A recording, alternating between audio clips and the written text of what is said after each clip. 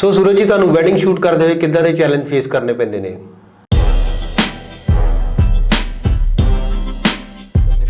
ਜੇ ਅਸੀਂ ਕਿਤੇ 2 ਮਿੰਟ ਲੇਟ ਹੋ ਜਾਈਏ, ਹੁਣ ਸਾਡਾ ਕਈ ਵਾਰ ਇੱਦਾਂ ਦਾ ਹੋ ਜਾਂਦਾ ਵਾ, ਅਸੀਂ ਕਲਾਇੰਟ ਦੇ ਘਰ ਦੇ ਬਾਹਰ ਖੜ੍ਹੇ ਹਾਂ, ਸਾਨੂੰ 2 ਮਿੰਟ ਅਸੀਂ ਕੈਮਰਾ ਖੋਲ੍ਹਨੇ ਤਾਂ ਸਾਨੂੰ ਬੋਲੂਗੇ ਕਿ ਸਰ ਲੇਟ ਹੋ ਗਏ, ਤੁਸੀਂ ਲੇਟ ਹੋ ਗਏ ਸਰ, ਸਾਰਾ ਫੰਕਸ਼ਨ ਲੇਟ ਕਰਤਾ।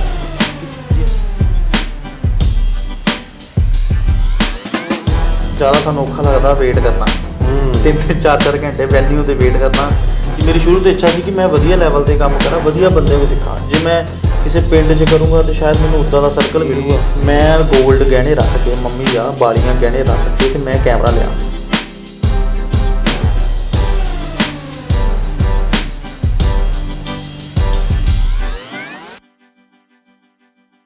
ਹੈਲੋ ਦੋਸਤੋ, ਕਿੱਦਾਂ ਤੁਸੀਂ ਸਾਰੇ ਠੀਕ ਹੋ? ਸੋ ਦੋਸਤੋ, ਮੈਂ ਦੀਪਕ ਕਾਰੂ ਵੈਲਕਮ ਕਰਦਾ ਤੁਹਾਡਾ ਆਪਣੇ ਪ੍ਰੋਗਰਾਮ ਫੋਟੋਗ੍ਰਾਫੀ ਦੇ ਕਿੰਗ ਦੇ ਸੈਕਿੰਡ ਐਪੀਸੋਡ ਦੇ ਵਿੱਚ।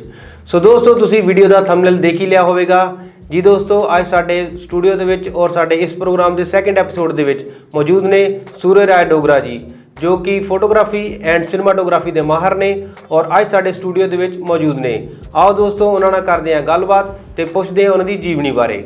ਸੂਰਜ ਜੀ, ਤੁਹਾਡਾ ਬਹੁਤ-ਬਹੁਤ ਵੈਲਕਮ ਹੈ ਜੀ ਸਾਡੇ ਪ੍ਰੋਗਰਾਮ ਦੇ ਇਸ ਐਪੀਸੋਡ ਦੇ ਵਿੱਚ। ਤੁਹਾਡਾ ਬਹੁਤ-ਬਹੁਤ ਵੈਲਕਮ ਜੀ।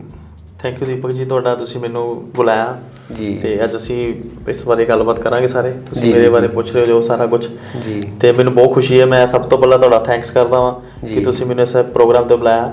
ਤੇ ਤੁਹਾਡਾ ਫਸਟ ਐਪੀਸੋਡ ਮੈਂ ਦੇਖਿਆ ਸੀ ਤੇ ਉਦੋਂ ਮੈਨੂੰ ਬਹੁਤ ਪ੍ਰਾਊਡ ਫੀਲ ਹੋਇਆ ਕਿ ਸਾਡੇ ਟੀਮ ਦੇ ਵਿੱਚ ਹੀ, ਜਿੱਦਾਂ ਕਿ ਸਾਡੇ ਇੱਕ ਫੋਟੋਗ੍ਰਾਫੀ ਮੈਂਬਰ ਦੇ ਵਿੱਚ, ਸਾਰੇ ਗਰੁੱਪ ਦੇ ਵਿੱਚ, ਕਿ ਤੁਸੀਂ ਇੱਕ ਬਹੁਤ ਵਧੀਆ ਇੱਕ ਸਟੈਪ ਚੱਕਿਆ ਵਾ। ਸਾਨੂੰ ਬਹੁਤ ਖੁਸ਼ੀ ਹੈ ਕਿ ਜਿੰਨੇ ਵੀ ਸਾਡੇ ਫੋਟੋਗ੍ਰਾਫਰ ਵੀਰ ਆ ਜਾਂ ਪਹਿਲੇ ਜਾਂ ਆਉਣ ਵਾਲੇ ਹੋਰ ਜਿਹੜੇ ਐਪੀਸੋਡ ਦੇ ਵਿੱਚ ਆਉਣਗੇ ਤੇ ਉਹਨਾਂ ਦਾ ਵੀ ਮੈਂ ਵੈਲਕਮ ਕਰੂੰਗਾ। ਕਿਉਂਕਿ ਮੈਨੂੰ ਬਹੁਤ ਖੁਸ਼ੀ ਹੋਊਗੀ ਕਿ ਸਾਰੇ ਆਪਣੀ ਜੀਵਨੀ ਬਾਰੇ, ਆਪਣੇ ਐਕਸਪੀਰੀਅੰਸ ਬਾਰੇ, ਆਪਣੀ ਜੋ ਵੀ ਗੱਲਬਾਤ ਹੁੰਦੀ ਆ ਉਹ ਸਾਰੀ ਚੀਜ਼ਾਂ ਸ਼ੇਅਰ ਕਰਨਗੇ। ਤੇ ਮੈਨੂੰ ਉਮੀਦ ਹੈ ਕਿ ਇਹ ਪ੍ਰੋਗਰਾਮ ਆਪਣਾ ਬਹੁਤ ਅੱਗੇ ਤੱਕ ਜਾਏਗਾ ਤੇ ਮੈਂ ਬਹੁਤ ਥੈਂਕਸ ਕਰਦਾ ਤੁਹਾਡਾ ਕਿ ਤੁਸੀਂ ਮੈਨੂੰ ਇਹਦੇ ਲਈ ਬੁਲਾਇਆ। ਜੀ ਥੈਂਕ ਯੂ ਸੂਰਜ ਜੀ ਤੁਹਾਡਾ। ਸੋ ਸੂਰਜ ਜੀ, ਅਸੀਂ ਜਾਣਨਾ ਚਾਹਾਂਗੇ ਤੁਹਾਡਾ ਜਨਮ ਕਦੋਂ ਅਤੇ ਕਿੱਥੇ ਹੋਇਆ? ਮੇਰਾ ਜਿਹੜਾ ਜਨਮ ਹੈ ਜਲੰਧਰ ਸ਼ਹਿਰ ਦੇ ਵਿੱਚ ਹੀ ਹੋਇਆ ਵਾ ਜੀ। ਉੱਦਾਂ ਵੈਸੇ ਬੈਕਗਰਾਊਂਡ ਸਾਡੀ ਪਿੰਡ ਲੱਦੇ ਵਾਲੀ ਆ, ਜਲੰਧਰ ਦਾ ਮੈਂ ਨਿਵਾਸੀ ਹਾਂ। ਤੇ ਉਸ ਦਾ ਜਿਹੜੀ ਪੁਰਾਣੀ ਪਿਛੋਕੜ ਜਿਹੜੀ ਹੋ ਰਹੀ, ਜਿੱਦਾਂ ਦਾਦਿਆਂ ਦੀ ਹੋਰ ਬੈਕਗਰਾਊਂਡ ਜਿਹੜੀ ਸਾਡੀ ਜੰਮੂ ਸਾਈਡ ਦੇ ਆ, ਜਿੱਦਾਂ ਮੇਰੇ ਨਾਮ ਤੋਂ ਹੀ ਡਿਸਕ੍ਰਾਈਬ ਹੋ ਜਾਂਦਾ ਸੂਰਜ ਡੋਗਰਾ, ਕਿ ਸਾਡੀ ਬੈਕਗਰਾਊਂਡ ਜੰਮੂ ਸਾਈਡ ਤੋਂ। ਬੇਸਿਕਲੀ ਜਿਹੜੀ ਮੇਰੀ ਐਜੂਕੇਸ਼ਨ ਆ, ਮੇਰਾ ਜਿਹੜਾ ਜਨਮ ਆ, ਉਹ ਸਾਰਾ ਮੇਰਾ ਜਲੰਧਰ ਬੇਸ ਤੋਂ। ਜੀ ਸੂਰਜ ਜੀ, ਤੁਸੀਂ ਫੋਟੋਗ੍ਰਾਫੀ ਵਿੱਚ ਕਿਵੇਂ ਆਏ? ਫੋਟੋਗ੍ਰਾਫੀ ਦੇ ਵਿੱਚ ਭਾਜੀ ਮੈਨੂੰ ਬਚਪਨ ਤੋਂ ਬਹੁਤ ਸ਼ੌਂਕ ਸੀ। ਫਿਰ ਕੁਝ ਘਰ ਦੇ ਹਾਲਾਤ ਇੱਦਾਂ ਦੇ ਸੀਗੇ ਕਿ ਇਹਨੂੰ ਮੈਂ ਕੰਟੀਨਿਊ ਨਹੀਂ ਕਰ ਪਾਇਆ। ਬਟ ਇਹ ਕਿ ਚਲੋ ਇੱਕ ਏਮ ਰੱਖ ਲਿਆ ਕਿ ਮੈਂ ਇਸ ਫੀਲਡ ਦੇ ਵਿੱਚ ਕੰਮ ਕਰਨਾ ਵਾ। ਅਤੇ ਵੈਸੇ ਬੇਸਿਕਲੀ ਮੈਨੂੰ ਯਾਦ ਆ ਕਿ ਮੈਂ ਸਾਡੇ ਕਿਸੇ ਗੁਆਂਢ ਦੇ ਵਿੱਚ ਕੋਈ ਪ੍ਰੋਗਰਾਮ ਸੀਗਾ ਅਤੇ ਜਿੱਦਾਂ ਅਸੀਂ ਮਤਲਬ ਹੈਲਪਫੁਲ ਹੁੰਦੇ ਸਾਰੇ, ਇੱਕ ਦੋ ਆਂਢੀ ਗੁਆਂਢੀਆਂ 'ਤੇ ਜਾਂਦੇ ਹੁੰਦੇ ਆ। ਅਤੇ ਉੱਥੇ ਆਂਟੀ ਸੀਗੇ ਬਾਹਰੋਂ ਆਏ ਅਤੇ ਉਹਨਾਂ ਨੇ ਮੈਨੂੰ ਕਿਹਾ ਕਿ ਤੁਸੀਂ ਨਾ ਕਿ ਬੇਟਾ ਥੋੜ੍ਹਾ ਬਹੁਤਾ ਨਾ ਕੈਮਰਾ ਤੁਸੀਂ ਇਹਨੂੰ ਇੱਦਾਂ ਦਾ ਹੈਂਡੀ ਕੈਮ ਥੋੜ੍ਹਾ ਜਿਹਾ ਸ਼ੂਟ ਕਰ ਦਿਓ। ਮੈਂ ਕਿਹਾ ਠੀਕ ਹੈ ਜੀ। ਮੈਂ ਉਦੋਂ ਮੈਂ ਕਿਹਾ ਮੇਰੇ ਹਿਸਾਬ ਨਾਲ ਮੈਂ 7ਵੀਂ 8ਵੀਂ 'ਚ ਹੋਊਂਗਾ ਅਤੇ ਮੈਂ ਥੋੜ੍ਹਾ ਬਹੁਤਾ ਕੈਮਰਾ ਚਲਾਇਆ, ਥੋੜ੍ਹਾ ਬਹੁਤਾ ਕੀਤਾ ਆਪਰੇਟ। ਅਤੇ ਉਹਨਾਂ ਨੇ ਜਦੋਂ ਬਾਅਦ ਵਿੱਚ ਉਹ ਵੀਡੀਓ ਦੇਖੀ, ਉਹਨਾਂ ਨੂੰ ਬਹੁਤ ਖੁਸ਼ੀ ਹੋਈ ਕਿ ਸਾਨੂੰ ਤਾਂ ਇੱਦਾਂ ਲੱਗ ਰਿਹਾ ਸੀ ਜਿੱਦਾਂ ਵੀ ਪ੍ਰੋਫੈਸ਼ਨਲੀ ਕਿਸੇ ਨੇ ਵਧੀਆ ਸ਼ੂਟ ਕੀਤਾ ਹੁੰਦਾ। ਇੱਕ ਤਰ੍ਹਾਂ ਦਾ ਗੋਡ ਗਿਫਟਡ ਸੀਗਾ। ਫਿਰ ਮੈਂ ਮਤਲਬ ਜੇ ਫੋਟੋਗ੍ਰਾਫੀ ਦੀ ਸ਼ੁਰੂਆਤ ਦੀ ਗੱਲ ਕੀਤੀ ਜਾਵੇ ਅਤੇ ਮੈਂ ਘਰ ਦੇ ਇਸ ਚੀਜ਼ ਨੂੰ ਐਗਰੀ ਨਹੀਂ ਸੀਗੇ ਕਿ ਤੁਸੀਂ ਫੋਟੋਗ੍ਰਾਫੀ ਕਰੋ, ਇਹ ਬਹੁਤ ਐਕਸਪੈਂਸਿਵ ਆ ਫੀਲਡ, ਤੁਸੀਂ ਕਿੱਦਾਂ ਇਹਨੂੰ ਕਰੋਗੇ, ਇੰਨੇ ਮਹਿੰਗੇ ਕੈਮਰੇ ਲੈਣੇ ਆ, ਕੱਲ੍ਹ ਨੂੰ ਇਹ ਕੰਮ ਚੱਲੇ ਨਾ ਚੱਲੇ। ਅਤੇ ਘਰ ਦੇ ਮਤਲਬ ਇਸ ਚੀਜ਼ ਨੂੰ ਸਪੋਰਟ ਨਹੀਂ ਕਰਦੇ ਸੀ ਕਿ ਫੋਟੋਗ੍ਰਾਫੀ ਦੇ ਵਿੱਚ ਇੰਨਾ ਅੱਗੇ ਸਕੋਪ ਨਹੀਂ ਹੋਊਗਾ। ਬਟ ਮੇਰੀ ਜਿੱਦ ਸੀ ਕਿ ਨਹੀਂ, ਮੈਂ ਕਰਨਾ ਵਾ, ਕਿ ਤੁਸੀਂ ਮੈਨੂੰ ਥੋੜ੍ਹਾ ਟਾਈਮ ਦਿਓ, ਜਿੱਦਾਂ ਕਿੱਦਾਂ ਕਰਕੇ ਮੈਂ ਤੁਹਾਨੂੰ ਜ਼ਰੂਰ ਕੁਛ ਕਰਕੇ ਦਿਖਾਊਂਗਾ। ਤੋ ਫਿਰ ਕੀ ਹੋਇਆ ਕਿ ਫਿਰ ਚਲੋ ਥੋੜ੍ਹੇ ਜਿਹੇ ਹਾਲਾਤ ਫਿਰ ਅਪ ਡਾਊਨਸ ਹੋਏ। ਫਿਰ ਮੈਂ ਜਿੱਦਾਂ ਸਕੂਲ ਟਾਈਮ ਥੋੜ੍ਹਾ ਬਹੁਤਾ ਕਿਸੇ ਨਾਲ ਜਾਂਦੇ ਰਹੇ, ਸਾਡੇ ਗੁਆਂਢੀ ਹੁੰਦਾ ਸੀ ਕੋਈ ਮੁੰਡਾ, ਉਹਦੇ ਨਾਲ ਮਾੜਾ ਮੋਟਾ ਅਸੀਂ ਜਾਂਦੇ ਰਹੇ ਐਜ਼ ਏ ਹੈਲਪਰ, ਕਿ ਐਜ਼ ਏ ਅਸਿਸਟ ਥੋੜ੍ਹਾ ਬਹੁਤਾ ਕਰਦੇ ਰਹੇ। ਅਤੇ ਬਟ ਉਦੋਂ ਸੀਗਾ ਕਿ ਨੈਗੇਟਿਵ ਟਾਈਮ ਦਾ ਸੀਗਾ ਕੰਮ, ਫਿਲਮ ਫੋਰਮੈਟ ਦੇ ਉੱਤੇ ਸੀਗਾ ਸਾਰਾ, ਡਿਜੀਟਲੀ ਕੰਮ ਨਹੀਂ ਸੀਗਾ, ਸਾਰਾ ਨੈਗੇਟਿਵ ਟਾਈਮ ਦਾ ਸੀਗਾ। ਫਿਰ ਚਲੋ ਫਿਰ ਸਕੂਲਿੰਗ ਚੱਲਦੀ ਰਹੀ ਨਾਲ ਵਿੱਚ ਅਤੇ ਬਟ ਉਹ ਚੀਜ਼ ਕੰਟੀਨਿਊ ਨਹੀਂ ਹੋ ਪਾਈ। ਫਿਰ ਮੈਂ 10th ਤੋਂ ਬਾਅਦ ਮੈਂ ਕਿਸੇ ਸਟੂਡੀਓ ਦੇ 3-4 ਮਹੀਨੇ ਇੱਕ ਪਾਰਟ ਟਾਈਮ ਲਾਈਕ ਜੋਬ ਕੀਤੀ ਸਕੂਲੋਂ ਆ ਕੇ ਨਾ। ਗੁਰੂ ਨਾਨਕਪੁਰੇ ਸਟੂਡੀਓ ਸੀਗਾ, ਸੰਨੀ ਸਟੂਡੀਓ ਗੁਰੂ ਨਾਨਕਪੁਰੇ ਤੋਂ। ਉੱਥੇ ਮੈਂ 3-4 ਮਹੀਨੇ ਇੱਦਾਂ ਕੰਮ ਕੀਤਾ। ਉਦੋਂ ਵੀ ਬਟ ਉਹ ਨੈਗੇਟਿਵ ਟਾਈਮ ਦਾ ਸੀਗਾ ਟਾਈਮ, ਨੈਗੇਟਿਵ ਰੀਲ ਪੈਂਦੀ ਸੀ, ਰੋਲ ਕਰਦੇ ਸੀਗੇ, ਬਟ ਉਦੋਂ ਬਹੁਤ ਜ਼ਿਆਦਾ ਛੋਟਾ ਸੀਗਾ, ਇੰਨੀ ਨੌਲੇਜ ਨਹੀਂ ਸੀਗੀ। ਅਤੇ ਉਸ ਤੋਂ ਬਾਅਦ ਫਿਰ ਚਲੋ ਫਿਰ ਘਰ ਦੇ ਥੋੜ੍ਹੀ ਜਿਹੀ ਕੰਡੀਸ਼ਨ ਹੋਰ ਲਾਈਫ 'ਚ ਟਰਨ ਆਇਆ, ਉਹਨੂੰ ਮੈਨੂੰ ਡਰੋਪ ਕਰਨਾ ਪਿਆ। ਫਿਰ ਅਸੀਂ ਆਪਣੇ ਬਿਜ਼ਨਸ ਦੇ ਵਿੱਚ, ਜਿੱਦਾਂ ਫਾਦਰ ਸਾਹਿਬ ਨਾਲ ਬਿਜ਼ਨਸ ਸੀਗਾ ਉਹਨਾਂ ਦੇ ਵਿੱਚ ਲੱਗ ਗਏ, ਅਤੇ ਮੇਰਾ ਉੱਥੇ ਵੀ ਮਨ ਨਹੀਂ ਸੀ ਲੱਗਦਾ।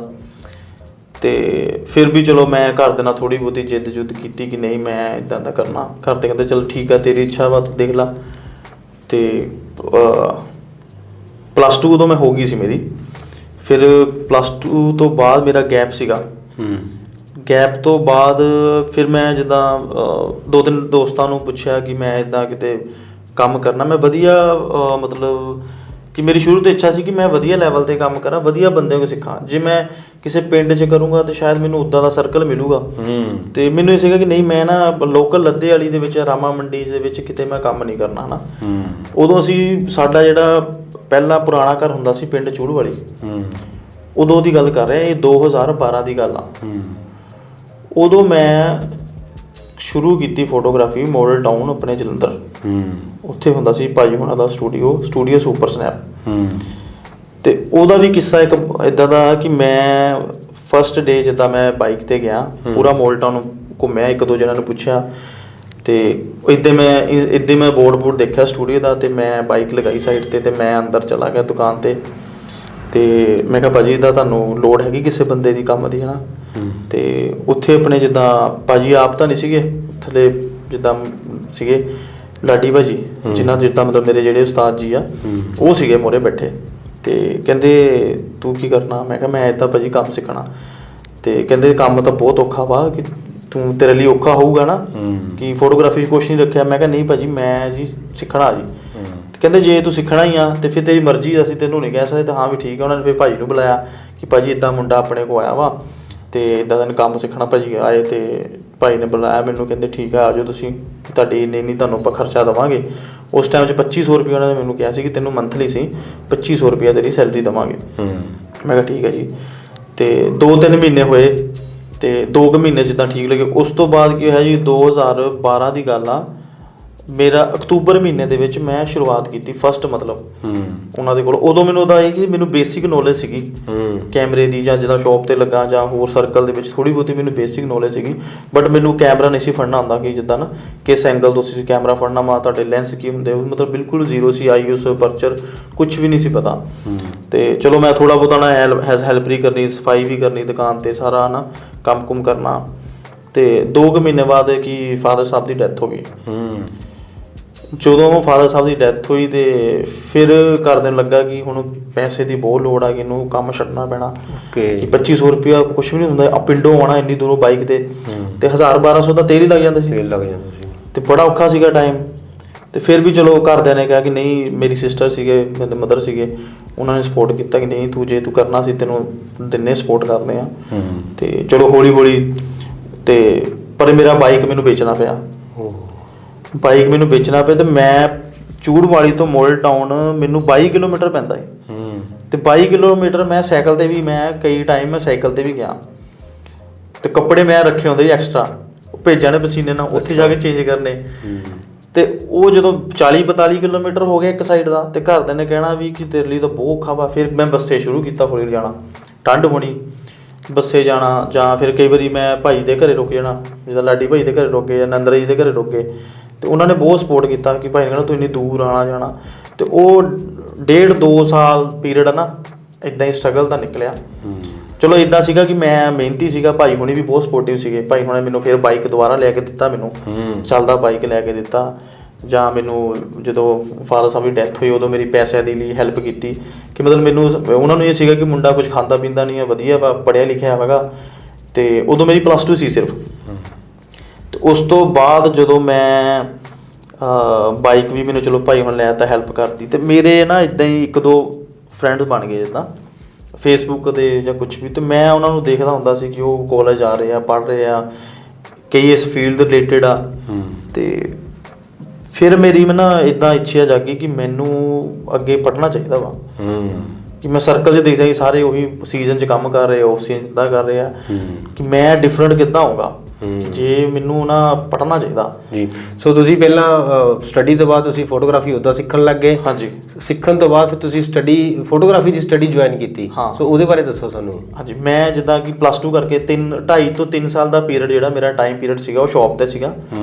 ਮਤਲਬ ਸੁਪਰ ਸਨੈਪ ਭਾਜੀ ਜਿਹੜੇ ਮੋਲ ਟਾਊਨ ਨੰਦਾ ਜੀ ਤੋਂ ਜੀ। 3 ਸਾਲ ਦੇ ਵਿੱਚ ਮੈਂ 3 ਸਾਲ ਉਹਨਾਂ ਕੋਲ ਰਿਹਾ। ਫਿਰ ਉਸ ਤੋਂ ਬਾਅਦ ਜਿੱਦਾਂ ਮੈਂ ਅੱਗੇ ਕੰਸਲਟ ਕੀਤਾ, ਜਿੱਦਾਂ ਲਾਡੀ ਭਾਈ ਦਾ ਜਿਹੜਾ ਸਾਲਾ ਸੀਗਾ ਉਹ ਸੀਗਾ ਆਰਜੇ ਸੈਂਡੀ, ਉਹਨੂੰ ਨੌਲੇਜ ਸੀਗੀ। ਉਹਨਾਂ ਮੈਂ ਇੱਕ ਦੋ ਵਾਰ ਡਿਸਕਸ ਕੀਤਾ ਕਿ ਭਾਜੀ ਜਿੱਦਾਂ ਭਾਈ ਉਹਨਾਂ ਦੇ ਘਰੇ ਜਾਣਾ ਨਾ, ਉਹਨਾਂ ਨੇ ਮਿਲਣਾ, ਤੇ ਉਹ ਸ਼ੁਰੂ ਤੋਂ ਹੀ ਮੈਂ ਜਿੱਦਾਂ ਚਲੋ ਉਸ ਟਾਈਮ 'ਚ +2 ਪੜ੍ਹਿਆ ਵੀ ਬੰਦਾ ਠੀਕ ਹੁੰਦਾ ਸੀ।